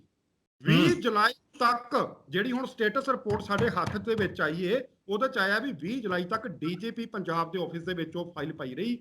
4/8 ਨੂੰ ਜਿੱਦਣ ਸਾਡੀ NRI ਕਮਿਸ਼ਨ ਜੱਜ ਸਾਹਿਬ ਦੇ ਅੱਗੇ ਤਰੀਕ ਸੀ, ਉੱਥੇ ਨਵੀਨ ਸੈਣੀ ਨੇ ਆ ਕੇ ਇਹ ਫਿਰ ਰਿਪੋਰਟ ਦਿੱਤੀ ਜੀ ਵੀ 4/8 ਨੂੰ IG ਰੂਪਨਗਰ ਨੇ 2020 ਨੂੰ ਉਹਨੇ ਕੁਲਦੀਪ ਚਹਿਲ SSP ਮੋਹਾਲੀ ਨੂੰ ਦੇਤੀ ਏ for further action against the police official. So ਮੇਰੇ ਕਹਿਣ ਤੋਂ ਭਾਵ ਕਿ ਵੀ 8-8 ਮਹੀਨੇ ਜਦੋਂ ਫਾਈਲਾਂ ਤੁਸੀਂ ਸਿਰਫ ਇਸ ਕਰਕੇ ਵੀ, ਹੁਣ ਤੁਸੀਂ ਮੇਰੀ ਗੱਲ ਸੁਣੋ ਬੈਣੀਪਾਲ ਸਾਹਿਬ, ਕੀ ਇੱਥੇ ਸਾਡੇ ਪੰਜਾਬ 'ਚ ਅਸੀਂ ਲਾਇਰਸ ਹਾਂ, ਤੁਸੀਂ ਮੈਂ 4th ਪਿਲਰ ਸਮਝਦਾ ਜੀ ਤੁਹਾਡਾ, ਜਿਹੜੇ ਤੁਸੀਂ ਸਾਡੇ ਇੱਥੇ ਇੰਡੀਆ ਦੇ ਵਿੱਚ ਵੀ ਜਿਹੜੇ ਪੱਤਰਕਾਰ ਭਰਾ ਨੇ ਜਾਂ ਜਿਹੜੇ ਸਿਸਟਮ ਹੈ, ਜੇ ਮੇਰੇ ਖਿਲਾਫ ਕੋਈ ਮੰਨ ਲਓ ਕੋਈ ਬੰਦਾ ਕੰਪਲੇਂਟ ਮੂਵ ਕਰ ਦਿੰਦਾ, ਉਹ ਤਾਂ ਨਾਲੋਂ ਨਾਲ ਤੁਸੀਂ ਕਹੋ ਮਿੰਟੋ ਮਿੰਟੀ ਤੁਸੀਂ ਸਾਡੇ ਖਿਲਾਫ ਪਰਚੇ ਵੀ ਖੜ ਦਿੰਦੇ ਨੇ। ਜੇ ਇਹਦੇ 'ਚ ਖਾਕੀ ਵਰਦੀ ਇਨਵੋਲਵ ਸੀ, DSP ਲੈਵਲ ਦਾ ਅਫਸਰ ਵਿੱਚ ਇਨਵੋਲਵ ਸੀ, ਤਾਂ ਇਸ ਕਰਕੇ 8 ਮਹੀਨੇ ਫਿਰ ਉਹ ਫਾਈਲ ਜਿਹੜੀ ਸੀ ਉਹ ਆਪਣੇ ਅੰਡਰ ਦੀ ਕਾਰਪਟ ਕਰਕੇ ਰੱਖੀ ਜੀ। ਔਰ ਉਸ ਤੋਂ ਬਾਅਦ NRI ਕਮਿਸ਼ਨ, ਜਦੋਂ ਮੈਂ ਤੇ ਬ੍ਰਦਰ ਬਾਰ-ਬਾਰ ਅਸੀਂ ਪ੍ਰੈਸ਼ਰ ਪਾਉਂਦੇ ਰਹੇ, ਚਲੋ ਇੱਥੇ ਮੈਂ ਮਾਗੜ ਸਾਹਿਬ ਬੈਠੇ ਨੇ, ਤੁਹਾਡਾ ਅਸੀਂ ਪੱਤਰਕਾਰਾਂ ਦਾ ਵੀ ਅਸੀਂ ਇਸ ਗੱਲੋਂ ਅਸੀਂ ਬੜਾ ਅਸੀਂ ਧੰਨਵਾਦ ਅਸੀਂ ਕਰਦੇ ਹਾਂ, ਉਹਨਾਂ ਨੇ ਵਿਚਾਰਿਆਂ ਨੇ ਬੜਾ ਸਾਥ ਦਿੱਤਾ ਹੈ। ਉਸ ਤੋਂ ਬਾਅਦ ਇਹਨਾਂ ਦੇ ਪ੍ਰੈਸ਼ਰ ਪਿਆ ਜੀ, ਫਿਰ ਇਹਨਾਂ ਨੇ ਲਿਆ ਕੇ 18 ਤਰੀਕ ਨੂੰ ਸਾਨੂੰ ਇੱਕ ਸਟੇਟਸ ਰਿਪੋਰਟ ਜਿਹੜੀ ਹੈ ਇਸ ਕੇਸ ਦੇ ਵਿੱਚ ਦਿੱਤੀ ਹੈ। ਸੋ ਇਹਨਾਂ ਦੀ ਕੋਈ ਮਨਸ਼ਾ ਹਜੇ ਦੇਣ ਦੀ ਮਨਸ਼ਾ ਨਹੀਂ ਸੀਗੀ ਵੀ ਅਸੀਂ ਇਹਨਾਂ ਦੇ ਖਿਲਾਫ ਕੋਈ ਨਾ ਕੋਈ ਅਸੀਂ ਕਾਰਵਾਈ ਦੇਣ ਦੀ ਮਨਸ਼ਾ ਤਾਂ ਨਹੀਂ ਸੀਗੀ ਕਿ ਜੇ ਦਿੱਤੀ ਤਾਂ ਗਾਂ ਕਾਰਵਾਈਆਂ ਪੈਣਗੀਆਂ, ਪਰਦੇ ਖੁੱਲਣਗੇ, ਚਿੱਠੇ ਖੁੱਲਣਗੇ, ਕਿਉਂਕਿ ਮੋਹਾਲੀ ਪੁਲਿਸ ਆਪਾਂ ਕਹਿ ਲਈਏ ਅੱਜ ਦੀ ਡੇਟ ਦੇ ਸਭ ਨਾਲੋਂ ਨਾਮੀ ਪੁਲਿਸ ਮੋਹਾਲੀ ਦੀ ਹੈ, ਕਿਉਂਕਿ ਸਾਰਾ ਉੱਥੇ ਸਿਸਟਮ, ਜਿੰਨੇ ਇੰਡਸਟਰੀਅਲ, ਸਿੰਗਰ, ਕਲਾਕਾਰ ਸਾਰੇ ਉੱਥੇ ਬੈਠੇ ਆ। ਮੈਨੂੰ ਰਮਨਦੀਪ ਆਪ ਦੱਸਦਾ ਰਿਹਾ, ਮੈਂ ਫਲਾਨਾ, ਚੱਲ ਮੈਂ ਨਾਂ ਤਾਂ ਕੀ ਲੈਣੇ ਆ, ਮੈਂ ਆਹ ਕੁੱਟਿਆ ਕਲਾਕਾਰ, ਮੈਂ ਫਲਾਨਾ ਕਲਾਕਾਰ ਕੁੱਟਿਆ, ਨਾਲੇ ਚੰਗੇ ਨਾਮੀ ਕਲਾਕਾਰ, ਮੈਨੂੰ ਨਾਮ ਦੱਸਦਾ ਰਿਹਾ ਉਹ। ਇੱਥੇ ਤੱਕ ਤਾਂ ਕੈਮਰੇ ਲੱਗੇ ਹੋਏ ਸੀਗੇ, ਇਹਨਾਂ ਨੇ ਕੈਮਰੇ ਵੀ ਡਿਲੀਟ ਕਰਾਤੇ ਉੱਥੋਂ ਦੇ, ਜਿਵੇਂ ਫੁਟੇਜ ਹੀ ਡਿਲੀਟ ਕਰਾਤੀਆਂ, ਕੁਝ ਲੱਭਿਆ ਹੀ ਨਹੀਂ, ਉਹ DVR ਜਾਂ ਜਿਹੜਾ ਹੁੰਦਾ ਉਹਦੇ 'ਚ ਕੁਝ ਨਹੀਂ ਲੱਭਿਆ। ਹੁਣ ਇਹ ਦੱਸਿਓ ਕਿ ਲੜਾਈ ਬਹੁਤ ਅਹਿਮ ਮੋੜ ਤੇ ਹੈ। ਇੱਕ ਪਾਸੇ ਕਾਨੂੰਨ ਹੈ, ਇੱਕ ਪਾਸੇ ਵਿਚਕਾਰ ਐਲੀ ਮਾਂਗਟ ਖੜਾ ਹੈ, ਤੇ ਇੱਕ ਪਾਸੇ ਉਹ ਖਾਕੀ ਵਰਦੀ ਖੜੀ ਹੈ ਜਿਹੜੀ ਪੁਲਿਸ ਇਨਫੋਰਸਮੈਂਟ ਹੈ, ਜਿਹਨੇ ਕਾਨੂੰਨ ਲਾਗੂ ਕਰਵਾਉਣੇ ਨੇ। ਤੇ ਅੱਜ ਤੱਕ ਆਪਾਂ ਇਹ ਵੇਖ ਰਹੇ ਹਾਂ ਕਿ ਲੋਕ ਇਸ ਇਨਸਾਫ ਦੀ ਉਡੀਕ ਕਰਦੇ ਕਰਦੇ, ਮੰਗ ਕਰਦੇ ਕਰਦੇ ਬਹੁਤ ਸਾਰੇ ਜਹਾਨੋਂ ਤੁਰ ਗਏ ਆ। ਉਹਨਾਂ ਵਿੱਚ ਬਹੁਤ ਸਾਰੇ ਪੁਲਿਸ ਅਫਸਰਾਂ ਦੇ ਖਿਲਾਫ ਵੀ ਹੈ, ਬਹੁਤ ਸਾਰੇ ਕੇਸ ਵੱਡੇ ਵੱਡੇ ਲੀਡਰਾਂ ਦੇ ਖਿਲਾਫ ਵੀ ਹੈ।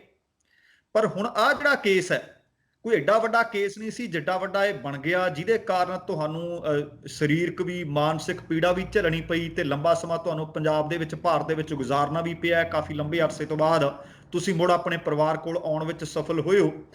ਇਹਦੇ ਵਿੱਚ ਮੈਨੂੰ ਇਹ ਦੱਸੋ ਵਕੀਲ ਸਾਹਿਬ ਕਿ ਜਦੋਂ ਇਹ ਗੱਲ ਦੇ ਉੱਤੇ ਮੋਹਰ ਲੱਗ ਗਈ, 7000 ਆਸਟ੍ਰੇਲੀਅਨ ਡਾਲਰ ਵੀ ਲੈ ਗਏ, ਜੇਕਰ ਆਮ ਵਿਅਕਤੀ, ਕੋਈ ਸਰਕਾਰੀ ਅਫਸਰ ਜਾਂ ਕਰਮਚਾਰੀ, ਕੋਈ ਮੁਲਾਜ਼ਮ ਇਸ ਤਰੀਕੇ ਨਾਲ ਰਿਸ਼ਵਤ ਲੈਂਦਾ ਫੜਿਆ ਜਾਵੇ ਤੇ ਪ੍ਰੂਵ ਹੋ ਜਾਏ ਤੇ ਉਹਦੇ ਉੱਤੇ ਧਾਰਾ ਧੂਰਾ ਲੱਗ ਜਾਂਦੀ ਹੈ ਜੀ, ਕਿ ਉਹਨੂੰ ਫੜ ਕੇ ਅੰਦਰ ਡੱਕ ਦਿੱਤਾ ਜਾਂਦਾ ਹੈ ਜਾਂ ਉਹਨੂੰ ਲਾਈਨ ਹਾਜ਼ਰ ਕਰ ਦਿੱਤਾ ਜਾਂਦਾ ਹੈ ਜਾਂ ਮੁਅੱਤਲ ਕਰ ਦਿੱਤਾ ਜਾਂਦਾ ਹੈ, ਫਾਰਗ ਕਰ ਦਿੱਤਾ ਜਾਂਦਾ, ਕੀ ਹੁੰਦਾ ਜੀ? Sir prevention of corruption act 1988 ਚ ਬਣਿਆ ਸੀ, 1988 ਚ। ਉਹਦੀ ਧਾਰਾ 7 ਕਲੀਅਰ ਕਹਿੰਦੀ ਹੈ ਕਿ ਜੇਕਰ ਕੱਲ ਨੂੰ ਕੋਈ ਬਰਾਈਬ, ਕੋਈ ਇੱਥੇ ਤਾਂ sir $7,000 is equal to 3.5 4 lakh ਰੁਪਈਆ, ਜੇ 10 ਰੁਪਏ ਵੀ ਲੈ ਲੇ ਤਾਂ ਧਾਰਾ 7 ਚ ਬੰਦਾ ਅੰਦਰ ਜਾਂਦਾ ਹੈ। Prevention of corruption act sir clearly ਤੁਹਾਡੀ ਸਿੱਟ ਦੀ ਰਿਪੋਰਟ ਚ ਆ ਗਿਆ। ਤੁਸੀਂ ਕਿਉਂ ਨਹੀਂ FIR ਰਜਿਸਟਰਡ ਕਰਾ ਰਹੇ ਬਈ? ਔਰ ਸਾਨੂੰ ਸਰ ਮੈਂ ਤੁਹਾਨੂੰ ਇੱਕ ਵੱਡੀ ਗੱਲ ਦੱਸਦਾ, ਅਮੁੱਲਪ੍ਰੀਤ ਨਾਲ ਮੇਰੀ ਗੱਲ ਹੋਈ, ਮੈਂ ਕਿਹਾ ਅਮੁੱਲ ਜਦੋਂ ਤੇਰੀ ਟੈਲੀਫੋਨਿਕਲੀ, ਕਿਉਂਕਿ ਐਲੀ ਤਾਂ ਅੰਦਰ ਸੀ ਜੀ, ਬੜੇ ਯਾਰਾਂ ਦੋਸਤਾਂ ਨੂੰ ਖਬਰੇ ਇਹ ਤੋਂ 50 ਲੱਖ ਮੰਗਦੇ ਸੀ, ਇਹ 50 ਲੱਖ ਇਕੱਠਾ ਕਰਕੇ ਵੀ ਦੇ ਦਿੰਦਾ। ਇਹਨੇ ਜਿਹੜੇ ਯਾਰਾਂ ਦੋਸਤਾਂ ਨੂੰ ਫੋਨ ਕੀਤੇ, ਕੋਈ ਦੇਖੋ ਜਦੋਂ ਐਡੀ ਵੱਡੀ ਆਫਤ ਆ ਗਈ ਔਰ ਵੱਡਾ ਹੂਆ ਬਣਾਤਾ ਇਹਨਾਂ ਨੇ, ਜਦੋਂ ਬਣਾਤਾ ਕੋਈ ਬੰਦਾ ਫੋਨ ਸਵਿਚ ਆਫ ਕਰ ਗਿਆ, ਕੋਈ ਹਿਮਾਚਲ ਚਲੇ ਗਿਆ, ਕੋਈ ਦਿੱਲੀ ਚਲੇ ਗਿਆ, ਇੰਟੈਂਸ਼ਨਲੀ ਡਰਦੇ ਸੀਗੇ। ਮੈਂ ਅਮੁੱਲ ਨੂੰ ਪੁੱਛਿਆ, ਮੈਂ ਕਿਹਾ ਅਮੁੱਲ ਕਿੱਦਾਂ? ਅਮੁੱਲ ਕਹਿੰਦਾ ਭਾਜੀ ਮੈਨੂੰ ਕਹਿੰਦੇ ਕਿ ਤੂੰ 7,000, ਉਹ ਕਹਿੰਦਾ ਮੇਰੇ ਕੋਲ ਆਸਟ੍ਰੇਲੀਅਨ ਡਾਲਰ ਹੈ, ਕਹਿੰਦੇ ਆ 7,000 ਆਸਟ੍ਰੇਲੀਅਨ ਡਾਲਰ ਹੀ ਲਏ ਆ, ਕਹਿੰਦੇ ਅਸੀਂ ਆਪ ਹੀ ਤੜਾਓ, ਅਸੀਂ ਆਪ ਹੀ ਨਹੀਂ ਤੜਾਓ। ਇਦਾਂ ਨਹੀਂ ਹੋਇਆ ਸੀ। ਹਾਂ ਇਹ ਵੀ ਮੈਂ ਕਲੀਅਰ ਕਰ ਦਿੰਦਾ ਆ। ਉਹ ਮੇਤੋਂ ਮੁੰਡਾ ਆਇਆ ਮੇਰੇ ਕੋਲੇ, ਕਹਿੰਦਾ ਡਿਪਟੀ ਸਾਹਿਬ ਪੈਸੇ ਮੰਗਦੇ ਆ, ਕਿ 5 SHO ਨੂੰ ਖਨੀ ਡਿਪਟੀ ਨੂੰ, ਹੁਣ ਮੈਨੂੰ ਨਹੀਂ ਪਤਾ, ਦੋਨਾਂ ਚੋਂ ਇੱਕ ਜਾਣੇ ਨੂੰ ਪੈਸੇ ਦੇਣੇ ਆ, ਕਿ ਤੈਨੂੰ ਕੁੱਟ ਮਾਰ ਨਹੀਂ ਕਰਨਗੇ ਕਿਉਂਕਿ ਉੱਪਰੋਂ ਕਿਸੇ ਦਾ ਤੈਂ ਫੋਨ ਕਰਾਇਆ ਹੋਣਾ ਜਾਂ ਤੇਰੇ ਕਿਸੇ ਚਾਹਣ ਵਾਲੇ ਦਾ ਫੋਨ ਆ ਗਿਆ ਕਿ ਉਹਨਾਂ ਨੂੰ ਆਪਾਂ ਪੈਸੇ ਦੇਣੇ ਆ ਜੀ। ਮੈਂ ਕਿਹਾ ਭਰਾ ਮੈਂ ਤਾਂ ਤੁਹਾਡੇ ਕੋਲ ਬੈਠਾ, ਮੈਂ ਤਾਂ ਉੱਥੋਂ ਲੈਂਡ ਹੋਇਆ ਸਿੱਧਾ ਇੱਥੇ ਆਇਆ, ਮੇਰੇ ਟੈਚੀ ਕਿੱਥੇ ਨੇ, ਮੇਰਾ ਬੈਗ ਕਿੱਥੇ ਆ, ਮੇਰੇ ਲਾਇਸੈਂਸ ਕਿੱਥੇ ਆ, ਕਾਰਡ ਕਿੱਥੇ ਆ, ਮੈਨੂੰ ਇਹ ਕਿਸੇ ਚੀਜ਼ ਦਾ ਨਹੀਂ ਪਤਾ, ਮੇਰੇ ਕੋਲ ਤਾਂ ਫੋਨ ਪਿਆ ਆ, ਹੋਰ ਮੇਰੇ ਕੋਲ ਕੁਝ ਨਹੀਂ। ਉਹ ਕਹਿੰਦੇ ਤੂੰ ਕਿਸੇ ਦਾ ਨੰਬਰ ਦੇ ਦੇ, ਅਸੀਂ ਉਹਨੂੰ ਫੋਨ ਕਰ ਲੈਂਦੇ ਆ। ਅੱਛਾ ਚਲੋ ਜੀ, ਮੈਂ ਆਪਣੇ ਫਰੈਂਡ ਦਾ ਨੰਬਰ ਦੇ ਦਿੱਤਾ, ਉਹ ਤੋਂ ਇਹ ਮੰਗਦੇ ਸੀਗੇ $20,000। ਅੱਛਾ, ਕਿਉਂਕਿ ਉਹਨੂੰ ਕਹਿੰਦੇ ਤੇ ਬੈਗ 'ਚ ਪੈਸੇ ਦੇਖ ਕਿੰਨੇ ਆ, ਜਾਣੀ ਮੇਰੇ ਬੈਗ ਦੇ ਵਿੱਚ। ਉਹ ਵੀ ਮੂਹਰੋਂ ਡਰਿਆ ਸੀ, ਉਹ ਕਹਿੰਦਾ ਜੀ ਹੋਊਗਾ $20-25,000 ਪਿਆ ਆ ਕਿ ਕੈਸ਼, ਕਿਉਂਕਿ ਅਸੀਂ ਆਸਟ੍ਰੇਲੀਆ ਤੋਂ ਸ਼ੋਅ ਲਾ ਕੇ ਆਏ ਸੀਗੇ, ਥੋੜੇ ਜਿਹੇ ਬੈਂਕ 'ਚ ਪਏ ਸੀ, ਥੋੜੇ ਜਿਹੇ ਕੈਸ਼ ਸੀਗੇ ਸਾਡੇ ਕੋਲੇ। ਉਹ ਕਹਿੰਦਾ ਜੀ ਇੰਨੇ ਪੈਸੇ ਕੈਸ਼ ਪਏ ਆ। ਉਹ ਕਹਿੰਦਾ 5 ਲੱਖ ਰੁਪਇਆ ਲੈ ਆ ਇੰਡੀਆ ਦਾ। ਹੁਣ ਉਹ ਪਤਾ ਨਹੀਂ ਪਾਪਾ 4 ਬਣਿਆ ਸੀ ਉਦੋਂ, ਖਨੀ ਰੇਟ ਵੀ ਵੱਧ ਸੀ, ਹੁਣ ਤਾਂ ਘਟਿਆ ਆ, ਜਾਣੀ ਉਹ 4-4.5 ਲੱਖ ਰੁਪਇਆ ਬਣਦਾ ਸੀਗਾ ਜਿੰਨੇ ਉਹ ਦੇ ਕੇ ਆਇਆ $7,000। ਤਾਂ ਉਹ ਆਪ ਹੀ ਫੜਾ ਕੇ ਗਿਆ, ਮੈਨੂੰ ਨਹੀਂ ਪਤਾ ਉਹ ਕਿਹੜੇ ਵੇਲੇ ਦੇ ਕੇ ਗਿਆ ਇਹਨੂੰ। ਅੱਛਾ, ਉਹ ਜਦੋਂ ਡਾਲਰ ਐਲੀ ਦੇ ਦਿੱਤੇ ਗਏ, 7,000 ਆਸਟ੍ਰੇਲੀਅਨ ਡਾਲਰ ਦਿੱਤੇ ਗਏ, ਉਹਦੇ ਤੋਂ ਬਾਅਦ ਕੋਈ ਨਰਮੀ ਪੁਲਿਸ ਨੇ ਵਰਤੀ ਜਾਂ ਉਹਨਾਂ ਦਾ ਵਰਤਾਰਾ ਉਹੀ ਰਿਹਾ? ਮੇਰੇ ਦਾ ਕੁੱਟ ਬਈ ਜਦੋਂ ਮੈਨੂੰ ਇਹਨਾਂ ਨੇ ਕਰ ਲਿਆ ਸੀਗਾ, ਕੈਪਚਰ ਕਰ ਲਿਆ, ਉੱਥੋਂ ਮੈਨੂੰ ਚੱਕ ਲਿਆ ਸੀਗਾ, ਡਾਲਰ ਵੀ ਲੈ ਲਏ ਤੇ ਕੁਟਾਪਾ ਵੀ ਕਰਤਾ। ਉਹ ਬਾਅਦ ਦੀ ਗੱਲ ਹੈ ਜਦੋਂ ਪੈਸੇ ਲਏ ਆ। ਕੁੱਟ ਤਾਂ ਮੇਰੇ ਉਦਣੀ ਜਦੋਂ ਇਹਨਾਂ ਨੇ ਮੈਨੂੰ ਲੈ ਕੇ ਗਏ ਆ ਉੱਥੋਂ ਪੂਰਬਾ ਅਪਾਰਟਮੈਂਟ ਦੇ ਵਿੱਚੋਂ, ਮੈਨੂੰ ਲਿਆਂਦੇ ਸਾਰੀ ਥਾਣੇ 'ਚ 5 ਕੇ 10 ਮਿੰਟ ਬਾਅਦ ਉਦਣ ਇਹਨਾਂ ਨੇ ਸਾਰੀ ਰਾਤ ਲਈ ਆ ਮੇਰੇ ਤੇ। ਉਦੋਂ ਬਾਅਦ ਅਗਲੇ ਦਿਨ ਸਵੇਰੇ ਫੇਰ ਕੁੱਟਿਆ ਆ। ਇਹ ਅਗਲੇ ਦਿਨ ਸ਼ਾਮ ਦੀ ਗੱਲ ਆ ਪੈਸਿਆਂ ਵਾਲੀ। ਉਹਨੂੰ ਪੁੱਛਦੇ ਕੀ ਸੀ ਕੁੱਟਣ ਵੇਲੇ, ਕਹਿੰਦੇ ਕੀ ਸੀ? ਕੁਛ ਵੀ ਨਹੀਂ, ਤੂੰ ਚੈਲੰਜ ਕਰਦਾ ਪੰਜਾਬ ਪੁਲਿਸ ਨੂੰ, ਤੂੰ ਫਲਾਨਾ ਕਰਦਾ ਆ, ਤੂੰ ਐਂ ਕਰਦਾ, ਉਦਾਂ ਹੀ ਬਸ ਗਾਲਾਂ ਕੱਢੀਆਂ ਜਿਵੇਂ ਕਿਸੇ ਬੰਦੇ ਨੂੰ ਕੋਈ ਖੁੰਦਕ ਨਹੀਂ ਹੁੰਦੀ। ਮੈਨੂੰ ਤਾਂ ਮੈਂਟਲੀ ਅਪਸੈਟ ਲੱਗਦਾ, ਮੈਂ ਤੁਹਾਨੂੰ ਸੱਚੀ ਦੱਸਾਂ ਜੀ। ਬੰਦਾ ਹੁਣ ਮੈਨੂੰ ਇਹ ਦੱਸਿਓ, ਕਿਉਂਕਿ ਜਿਸ ਤਰ੍ਹਾਂ ਤੁਸੀਂ ਦੱਸ ਰਹੇ ਹੋ ਕਿ ਲੰਬਾ ਸਮਾਂ ਲਗਭਗ 1 ਸਾਲ ਹੋ ਗਿਆ, ਕੇਸ ਆਪਣੇ ਸਾਰਿਆਂ ਦੇ ਸਾਹਮਣੇ ਤੁਸੀਂ ਖੋਲ ਕੇ ਧਰ ਦਿੱਤਾ। ਹੁਣ ਮੈਨੂੰ ਦੱਸਿਓ, ਜਿਸ ਤਰ੍ਹਾਂ ਐਲੀ ਨੇ ਦੱਸਿਆ ਸੀ ਕਿ ਮੈਂ ਇਸ ਲੜਾਈ ਦੇ ਵਿੱਚ ਤੁਹਾਡੇ ਨਾਲ ਰਹਾਂਗਾ ਤੇ ਇਨਸਾਫ ਦੀ ਗੁਹਾਰ ਲਾ ਰਹੀ ਹੈ, ਇਨਸਾਫ ਤੁਹਾਨੂੰ ਲੱਗਦਾ ਹੈ ਕਿ ਬੜੀ ਜਲਦ ਮਿਲ ਜਾਏਗਾ? ਜੇਕਰ ਇੱਥੋਂ ਇਨਸਾਫ ਨਹੀਂ ਮਿਲਦਾ, ਕਿ ਹਾਰ ਹੰਭ ਕੇ ਘਰ ਬੈਠ ਜਾਓਗੇ ਜਾਂ ਅਗਲੀ ਅਦਾਲਤ ਦੇ ਦਰਵਾਜ਼ੇ ਵੀ ਖੜਕਾ ਸਕਦੇ ਹੋ? ਕੀ ਕਰੋ? ਦੇਖੋ ਮੈਂ ਦੱਸਦਾ ਜੀ, ਇਨਸਾਫ ਦੀ ਗੱਲ 50-60% ਅੱਜ ਸਾਡਾ ਕੇਸ ਸਾਡੇ ਹੱਥ ਦੇ ਵਿੱਚ ਹੈ। ਹੁਣ ਤੱਕ ਤਾਂ ਇਹ ਸੀ ਵੀ ਸਿੱਟ ਦੀ ਰਿਪੋਰਟ ਹੀ ਨਹੀਂ ਸੀ ਆ ਰਹੀ, ਸਿੱਟ ਦੀ ਰਿਪੋਰਟ ਵੀ ਆ ਗਈ, ਉਹਦੇ 'ਚ ਇਹਨਾਂ ਨੇ ਐਡਮਿਸ਼ਨ ਵੀ ਕਰ ਲਈ, ਪੈਸੇ ਦੀ ਐਡਮਿਸ਼ਨ ਹੋਗੀ, ਮੈਨ ਹੈਂਡਲਿੰਗ ਦੀ ਹੋਗੀ। ਹੁਣ ਸਰ ਅਸੀਂ ਸਾਡੀ ਜਿਹੜੀ ਅਗਲੀ ਲੜਾਈ ਹੈ, ਬੜੇ ਥੋੜੇ ਟਾਈਮ 'ਚ FIR ਤਾਂ ਅੱਜ ਮੈਂ ਤੁਹਾਡੇ ਚੈਨਲ ਰਾਹੀਂ ਕਲੀਅਰ ਕਰ ਦਿੰਦਾ, 101% FIR ਰਜਿਸਟਰਡ ਹੋਊਗੀ ਜੀ। ਅੱਛਾ ਜੀ, ਬੜੇ ਥੋੜੇ ਟਾਈਮ ਚ ਤੁਹਾਨੂੰ ਅਸੀਂ ਦੱਸਾਂਗੇ ਸਾਰਾ। FIR ਰਜਿਸਟਰਡ ਹੋਊਗੀ। ਅਗਲੀ ਲੜਾਈ ਜਿਹੜੀ ਆ ਸਾਡੀ, ਉਹ ਅਸੀਂ ਜਾਰੀ ਰੱਖਣੀ ਹੈ, ਕਿਉਂਕਿ ਰਮਨਦੀਪ DSP ਉਹਦੇ ਬਾਰੇ ਸਾਨੂੰ NRI ਕਮਿਸ਼ਨ ਨੇ ਵੀ ਕਹਿਤਾ ਕਿ ਮੈਨੂੰ ਦੱਸੋ, ਆਬਜੈਕਸ਼ਨ ਦਿਓ ਜੀ। ਉਹਦੇ ਤੋਂ ਇਲਾਵਾ ਸਰ ਹਾਈ ਕੋਰਟ ਦੇ ਵਿੱਚ, ਕਿਉਂਕਿ ਹੁਣ ਤੱਕ ਸਾਡੇ ਹੱਥ 'ਚ ਕੁਛ ਨਹੀਂ ਸੀ, ਮਾਣਯੋਗ ਹਾਈ ਕੋਰਟ ਦਾ ਦਰਵਾਜ਼ਾ ਖੜਕਾਵਾਂਗੇ। ਹਾਈ ਕੋਰਟ ਦੇ ਵਿੱਚ ਰਮਨਦੀਪ ਮੇਨ ਪ੍ਰਿੰਸੀਪਲ ਅਕਿਊਜ਼ ਸੀ, ਉਹਨੂੰ ਕਿਉਂ ਸ਼ੀਲਡ ਕੀਤਾ ਗਿਆ? ਜਦੋਂ ਤੁਸੀਂ ਉਹਦੀ ਐਡਮਿਸ਼ਨ ਕਰ ਲਈ ਵੀ ਉਹਦੀ ਸੁਪਰਵਿਜ਼ਨ ਥੱਲੇ ਸਭ ਕੁਝ ਹੋਇਆ ਹੈ, ਤਾਂ ਤੁਸੀਂ ਉਹਨੂੰ ਕਿਉਂ ਸ਼ੀਲਡ ਕੀਤਾ? ਕਿਉਂ ਐਵਰੀ ਟਾਈਮ ਤੁਸੀਂ ਜਿਹੜੇ ਛੋਟੇ ਮੁਲਾਜ਼ਮ ਨੇ, ਕੋਈ ਸਿਪਾਹੀ ਹੌਲਦਾਰ ਰੈਂਕ ਇੱਕ ਦੇ, ਉਹਨਾਂ ਇੱਕ ਤੇ ਇੱਕ ਇੱਕ ਕਿਉਂ? ਇੱਕ ਭਾਜੀ ਮੈਂ ਇੱਥੇ ਤੁਹਾਨੂੰ ਇੰਟਰਰਪਟ ਕਰਨਾ ਚਾਹੁੰਦਾ। ਇਹ ਜਿਹੜੀਆਂ ਇੰਟਰਵਿਊ ਸਾਰੀਆਂ ਦੇਖਦੇ ਆ, ਉਹ ਆ ਵੀ ਦੇਖਣਗੇ, ਮੈਨੂੰ 101% ਸ਼ੋਰ ਹੈ। ਜੀ ਇਹਨੂੰ ਤਾਂ ਸ਼ੀਲਡ ਕਰ ਲਿੱਤਾ ਗਿਆ, ਆਪਣਾ ਨਾ ਪਿੱਛੇ ਵੱਡੇ ਗਰੇਵਾਲ ਦਾ ਕੇਸ ਹੋਇਆ ਸੀ ਥੋੜਾ ਜਿਹਾ ਟਾਈਮ ਪਹਿਲਾਂ। ਇਹ ਭਾਜੀ ਹੁਣਾਂ ਨੇ ਉਹਦੀਆਂ ਬੇਲਾਂ ਕਰਾਈਆਂ ਸੀਗੀਆਂ। ਉਹਦੇ ਵੱਡੇ ਦੇ ਫਾਦਰ ਸਾਹਿਬ ਗਏ ਸੀ ਡੀਐਸਪੀ ਰਮਨਦੀਪ ਕੋਲੇ। ਜੀ ਡੀਐਸਪੀ ਰਮਨਦੀਪ ਸਿੰਘ ਦੀ ਇਹ ਮੂੰਹੋਂ ਹੀ ਬੋਲੀ ਜ਼ਬਾਨ ਸੀਗੀ, ਖਿੱਚ ਕੇ ਕਹਿੰਦਾ ਉਹਨੇ ਟੇਬਲ 'ਚ ਲੱਤ ਮਾਰੀ ਕਿ ਮੈਂ ਤਾਂ ਤੇਰਾ ਮੁੰਡਾ ਛੱਡਣਾ ਨਹੀਂ। ਇਹਨੇ ਐਲੀ ਦੇ ਕੇਸ 'ਚ ਮੇਰਾ 35-40 ਲੱਖ ਰੁਪਈਆ ਲਵਾਤਾ ਆ। ਬਿਲਕੁਲ ਠੀਕ ਹੈ, ਏਦਾਂ ਹੀ ਹੋਇਆ ਸੀ। ਇਹ ਰਮਨਦੀਪ ਦੀ ਬੋਲੀ ਸੀਗੀ ਵੱਡੇ ਦੇ ਫਾਦਰ ਸਾਹਿਬ ਨੂੰ। ਨਹੀਂ 35-40 ਲੱਖ ਰਮਨਦੀਪ ਨੇ ਕਿਹੜੀ ਪੱਖੋਂ ਲਾਤਾ? ਉਹ ਤਾਂ ਡੀਐਸਪੀ ਸਰਕਾਰੀ ਜੌਬ ਕਰਦਾ, ਪੁਲਿਸ ਮੁਲਾਜ਼ਮ ਨੇ, ਉਹ ਪੈਸੇ ਕਿੱਥੋਂ ਲਾਉਂਦੇ ਆ? ਪਤਾ ਨਹੀਂ ਜੀ ਉਹਨੇ ਕਿੱਥੇ ਲਾਏ, ਕਿਹਨੂੰ ਦਿੱਤੇ, ਕਿਵੇਂ ਸ਼ੀਲਡ ਹੋਇਆ, ਇਹ ਰੱਬ ਜਾਣਦਾ ਜੀ। ਮੈਂ ਜੋ ਵੀ ਕਹਿਣਾ ਮੈਂ ਸੱਚ ਕਹਿਣਾ, ਮੈਂ ਕਦੇ ਕਿਸੇ ਦੀ ਗੱਲ ਸੁਣ ਕੇ ਨਹੀਂ ਕਹਿੰਦਾ, ਤੇ ਨਾ ਮੈਂ ਅੱਜ ਤੱਕ ਕਦੇ ਉਹੀ ਹਵਾ 'ਚ ਤੀਰ ਮਾਰਿਆ ਆ। ਇਹ ਉਹਦੇ ਫਾਦਰ ਸਾਹਿਬ ਨੇ ਸਾਰਿਆਂ ਵਾਸਤੇ ਇੱਕੋ ਜਿਹਾ। ਕਿੰਨੀ ਦੇਰ ਕਿਸੇ ਨੂੰ ਬਚਾਉਣ ਦੀਆਂ ਕੋਸ਼ਿਸ਼ਾਂ 'ਚ ਖਾਕੀ ਵਰਦੀ ਲੱਗੀ ਰਹੇਗੀ? ਉਹਨੇ 35-40 ਲੱਖ ਰੁਪਇਆ ਉਹਦੇ ਮੂੰਹੋਂ ਗਿਆ। ਉਹਨੇ 35-40 ਲੱਖ ਰੁਪਇਆ ਕਿਹਨੂੰ ਦਿੱਤਾ, ਕਿੱਥੇ ਲੱਗਿਆ ਉਹਦਾ, ਉਹ ਰੱਬ ਜਾਣਦਾ। ਕੋਈ ਉਦਾਂ ਹੀ ਨਹੀਂ ਕਹਿੰਦਾ ਹੁੰਦਾ ਕਿ ਮੇਰਾ ਯਾਰ 35-40 ਲੱਖ ਰੁਪਇਆ ਲੱਗ ਗਿਆ। ਜੇ ਕਿਤੇ ਲੱਗਿਆ ਹੋਊਗਾ ਤਾਂ ਹੀ ਇੰਨਾ ਟਾਈਮ ਰਿਪੋਰਟ ਖੜੀ ਰਹੀ ਆ। ਤੇ ਹੁਣ ਜੇ ਐਨਆਰਆਈ ਕਮਿਸ਼ਨ ਵਾਲਿਆਂ ਨੇ ਪ੍ਰੈਸ਼ਰ ਪਾਇਆ ਆ, ਭਾਜੀ ਹੁਣੀ ਜਾਂਦੇ ਰਹੇ ਆ, ਅਸੀਂ ਵੀ ਜਾਂਦੇ ਰਹੇ ਆ ਉੱਥੇ, ਤਾਂ ਹਾਰ ਟੁੱਟ ਕੇ ਹੁਣ ਵੀ ਉਹਨਾਂ ਨੇ ਸਾਨੂੰ ਸਿੱਟ ਦੀ ਰਿਪੋਰਟ ਨਹੀਂ ਦਿੱਤੀ ਹੈਗੀ। ਇਹ ਜਿਹੜਾ ਸਿੱਟ ਦੀ ਰਿਪੋਰਟ ਤੋਂ ਬਾਅਦ ਇਹਨਾਂ ਨੇ ਜਿਹੜਾ ਡਿਸੀਜਨ ਲਿਆ ਆ ਉਹ ਦੇਤਾ। ਹੁਣ ਸਿੱਟ ਦੀ ਰਿਪੋਰਟ ਦੇ ਵਿੱਚ ਕੀ ਕੁਝ ਲਿਖਿਆ ਆ ਇਹ ਹੁਣ ਰੱਬ ਜਾਣਦਾ, ਜਾਂ ਜਿਨ੍ਹਾਂ ਨੇ ਸਿੱਟ ਦੀ ਰਿਪੋਰਟ ਬਣਾਈ ਆ ਉਹ ਜਾਣਦੇ ਆ, ਤਾਂ ਹੀ ਨਹੀਂ ਉਹ ਰਿਪੋਰਟ ਦੇ ਰਹੇ। ਇਹ ਵੀ ਹੁਣ ਮੈਂ ਤੁਹਾਨੂੰ ਦੱਸ ਦਿੰਦਾ ਕਿ ਅਸੀਂ ਅੱਛਾ, ਜਿਹੜੀ ਰਿਪੋਰਟ ਮੈਂ ਤੁਹਾਨੂੰ ਤਿੰਨਾਂ ਨੂੰ ਪੁੱਛਦਾ, ਐਲੀ ਸਭ ਤੋਂ ਪਹਿਲਾਂ ਮੈਨੂੰ ਤੁਸੀਂ ਦੱਸਿਓ ਤੇ ਵਕੀਲ ਸਾਹਿਬ ਤੁਸੀਂ ਵੀ ਦੱਸਿਓ ਕਿ ਜਿਹੜੀ ਇਹ ਸਿੱਟ ਦੀ ਰਿਪੋਰਟ ਆਪਣੇ ਸਾਹਮਣੇ ਪਈ ਹੈ, ਜਿਸ ਦਾ ਤੁਸੀਂ ਜ਼ਿਕਰ ਕਰ ਰਹੇ ਹੋ, ਕਿ ਇਹਦੇ ਨਾਲ ਤੁਸੀਂ ਐਗਰੀ ਕਰਦੇ ਹੋ ਜਾਂ ਡਿਸਐਗਰੀ? ਜਮਾ ਨਹੀਂ ਐਗਰੀ ਕਰਦਾ ਜੀ ਮੈਂ, ਕਿਉਂਕਿ ਚਲੋ ਜਿੱਥੇ ਤੱਕ ਵੀ ਹੈ, ਜੋ ਬੰਦਿਆਂ ਦੇ ਅਸੀਂ ਨਾਮ ਲਿਖਾਏ ਸੀ 5-7 ਜਣਿਆਂ ਦੇ, ਠੀਕ ਆ, ਉਹਨਾਂ ਚੋਂ 4 ਬੰਦੇ ਤਾਂ ਬੰਨਤੇ ਆ। ਹੁਣ ਉਹ ਇੱਕ ਐਸਐਚਓ ਸਾਹਿਬ ਬੰਨਤੇ ਆ, ਇੱਕ ਉਹ ਸਤਿੰਦਰ ਹੈ, ਸਾਹਿਲ ਹੈ, ਇੱਕ ਉਹ ਜਸਦੀਪ ਆ ਜਿਹਨੇ ਪੈਸੇ ਫੜੇ ਸੀਗੇ, ਇਹ ਬੰਨਤੇ। ਕਿਉਂਕਿ ਸਾਡਾ ਮੇਰਾ ਜਿਹੜਾ ਮੇਨ ਮੋਟਿਵ ਸੀਗਾ ਉਹ ਰਮਨਦੀਪ ਦੇ ਖਿਲਾਫ ਸੀਗਾ, ਜਿਹੜਾ ਡੀਐਸਪੀ ਹੈ। ਇਹਨੇ ਕਟਾਇਆ ਤੇ ਇਹਨੇ ਆਪ ਕੁੱਟਿਆ। ਐਵੇਂ ਤੁਹਾਨੂੰ ਝੂਠ ਮਾਰਾਂ ਕਿ ਇਹਨੇ ਨਹੀਂ ਜੀ ਕੁੱਟਿਆ, ਇਹਨੇ ਨਹੀਂ ਜੀ ਮੈਨੂੰ ਕੁਟਾਇਆ, ਜਾਂ ਸਾਰੇ ਹੀ ਇਹਨੇ ਕੁੱਟਿਆ, ਨਾ, ਇਹਨੇ ਕਟਾਇਆ ਤੇ ਇਹਨੇ ਨਾਲ ਕੁੱਟਿਆ। ਹੁਣ ਉਹ ਬੰਦੇ ਦਾ ਨਾਮ ਮੈਂ ਕਲੀਅਰ ਕੱਟ ਲਫ਼ਜ਼ਾਂ ਦੇ ਵਿੱਚ ਬਾਰ-ਬਾਰ ਜਦੋਂ ਮੈਨੂੰ ਬੁਲਾਉਂਦੇ ਰਹੇ ਆ ਉੱਥੇ ਸੈੱਟ ਦੀ ਰਿਪੋਰਟ ਦੀ ਸਟੇਟਸ ਐ ਲਿਖਾਉਣ, ਬਿਆਨ ਕਰਾਉਣ, ਬਾਰ-ਬਾਰ ਮੈਂ ਉੱਥੇ ਦੱਸਦਾ ਰਿਹਾ ਕਿ ਰਮਨਦੀਪ, ਡੀਐਸਪੀ ਰਮਨਦੀਪ ਤੇ ਕੋ ਸਤੀਸ਼, ਕੀ ਭਾਜੀ ਨਾਮ ਉਹਦਾ ਦੂਏ ਦਾ? ਸਾਹਿਲ ਤੇ ਸਤਿੰਦਰ ਜੀ। ਨਹੀਂ, ਇੱਕ ਜਿਹੜਾ ਹੋਰ ਬਾਅਦ ਚੋਂ ਆਇਆ ਸੀ, ਰਾਜੀਵ ਕੁਮਾਰ ਮਟੌਰ ਵਾਲਾ, ਮਟੌਰ ਥਾਣੇ ਵਾਲਾ। ਹੁਣ ਉਹ ਇਹਨਾਂ ਨੇ ਸੈੱਟ ਦੀ ਰਿਪੋਰਟ 'ਚ ਲਿਖਤਾ ਜੀ, ਜਿਹੜਾ ਰਾਜੀਵ ਕੁਮਾਰ ਹੈ ਜੀ, ਉਹਨੂੰ ਸੱਦਿਆ ਸੀਗਾ ਕਿ ਲਾ ਐਂਡ ਆਰਡਰ ਮੇਨਟੇਨ ਕਰਨ ਲਈ, ਤੇ ਕਿ ਉੱਥੇ ਹੱਲਾ ਗੁੱਲਾ ਨਾ ਹੋ ਜਾਵੇ ਕੋਈ, ਇਹ ਤਾਂ ਆਇਆ ਸੀ। ਤਾਂ ਫੇਰ ਉਹਨੇ ਲਾ ਐਂਡ ਆਰਡਰ ਕਿਹੜਾ ਮੇਨਟੇਨ ਕਰਿਆ ਵੀ, ਆ ਕੇ ਸਾਰਾ ਕੁਝ ਹੋ ਗਿਆ, ਕੁੱਟ ਪੈ ਹਟੀ, ਸਭ ਕੁਝ ਹੋ ਗਿਆ, ਅਸੀਂ ਖੜੇ ਆ, ਮੇਰੇ ਤੇ ਸਵਾਦ ਲੈ ਰਹੇ ਆ, ਨੰਗਾ ਕਰਕੇ ਮੈਨੂੰ ਕਢਾਇਆ ਵੀ ਗਾਣਾ ਸੁਣਾ ਕਿਹੜਾ ਕੀ ਸੁਣਾਉਣਾ। ਇਹ ਗੇਟ ਖੋਲਦਾ ਜੀ, ਇਹ ਢਾ ਲੈਂਦਾ ਮੈਨੂੰ, ਅੰਦਰ ਵੜਦੇ ਸਰ ਦੇ ਜਿੱਥੇ ਥੱਪੜ ਪੈਂਦਾ, ਨਾਲੇ ਕੁੱਟਿਆ ਵੀ, ਨਾਲੇ ਗੀਤ ਵੀ ਸੁਣੇ। ਉਹ ਤਾਂ ਪਹਿਲਾਂ ਦੀਆਂ ਗੱਲਾਂ। ਪਹਿਲਾਂ ਫਿਰ ਕਹਿੰਦੇ ਚਲੋ ਹੁਣ ਜੋ ਹੋ ਗਿਆ ਹਵਾ ਗਿਆ, ਹਾਸੇ ਮਖੌਲ 'ਚ ਪੁਲਿਸ ਵਾਲੇ ਜਿਵੇਂ ਸਵਾਦ ਲੈਂਦੇ ਹੁੰਦੇ ਆ ਕਿ ਚੱਲ ਗੀਤ ਸੁਣਾ ਦੇ ਕੋਈ, ਕਿ ਸਾਡਾ ਮੂਡ ਚੇਂਜ ਹੋ ਜਾਊਗਾ, ਚੱਲ ਗੀਤ ਸੁਣਾ ਦੇ। ਹੁਣ ਮੇਰੇ ਉੱਤੇ ਕੁੱਟ ਪਈ, ਮੈਂ ਤਾਂ ਜਵਾਬ ਹੀ ਦਿੱਤਾ ਹੀ ਮੈਂ ਨਹੀਂ ਸੁਣਾਉਣਾ। ਹੋਰ ਕੁੱਟ ਲਓ, ਜਿੱਥੇ ਇੰਨੀ ਕੁੱਟ ਪੈ ਗਈ 4 ਹੋਰ ਪੈ ਜਾਣਗੀਆਂ, ਕੁੱਟ ਲਓ ਯਾਰ, ਮੈਂ ਨਹੀਂ ਸੁਣਾਉਣਾ। ਮੁੜ ਕੇ ਇਹ ਆਉਂਦਾ ਹੈ ਜੀ ਰਾਜੀਵ ਕੁਮਾਰ, ਸਰਨੋਂ ਅਖੀਰ 'ਚ ਆਉਂਦਾ ਇਹ, ਰਾਤ ਦਾ 11 ਵਜੇ ਹੋਣੇ, ਸ਼ਾਇਦ 1 ਵੱਜ ਗਿਆ ਹੋਊਗਾ, ਮੈਨੂੰ ਹੁਣ ਪ੍ਰੋਪਰ ਟਾਈਮ ਨਹੀਂ ਯਾਦ। ਅਖੀਰ 'ਚ ਆਉਂਦਾ ਇਹ ਆਉਂਦੇ ਸਾਰ ਕੁੱਟਣ ਲੱਗ ਜਾਂਦਾ। ਇਹਨਾਂ ਦੋਨਾਂ ਦਾ ਨਾਮ ਮੈਂ ਬਾਰ-ਬਾਰ ਕਿਹਾ, ਪਰ ਇਹਨਾਂ ਨੇ ਰਿਪੋਰਟ 'ਚ ਕੀ ਲਿਖਿਆ ਹੈ ਕਿ ਇਹਨਾਂ ਦਾ ਹੱਥ ਸਾਹਮਣੇ ਆਇਆ ਆ, ਕਿ ਇਹਨਾਂ ਦੇ ਖਿਲਾਫ ਸਬੂਤ ਆਇਆ, ਬਟ ਅਸੀਂ ਇਹਨਾਂ ਨੂੰ ਉਹ ਕਰ ਦਿੰਨੇ ਆ, ਕੀ ਕਹਿੰਦੇ ਆ, ਵਾਰਨਿੰਗ ਦੇ ਦਿੰਨੇ ਆ। ਇਹ ਕੀ ਪ੍ਰਿੰਸੀਪਲ ਆ ਸਕੂਲ ਦਾ, ਕੀ ਜਵਾਕ ਨੂੰ ਝਿੜਕਤਾ ਅਸੀਂ ਇਹਨੂੰ ਵਾਰਨਿੰਗ ਦੇ ਦਿੰਨੇ ਆ?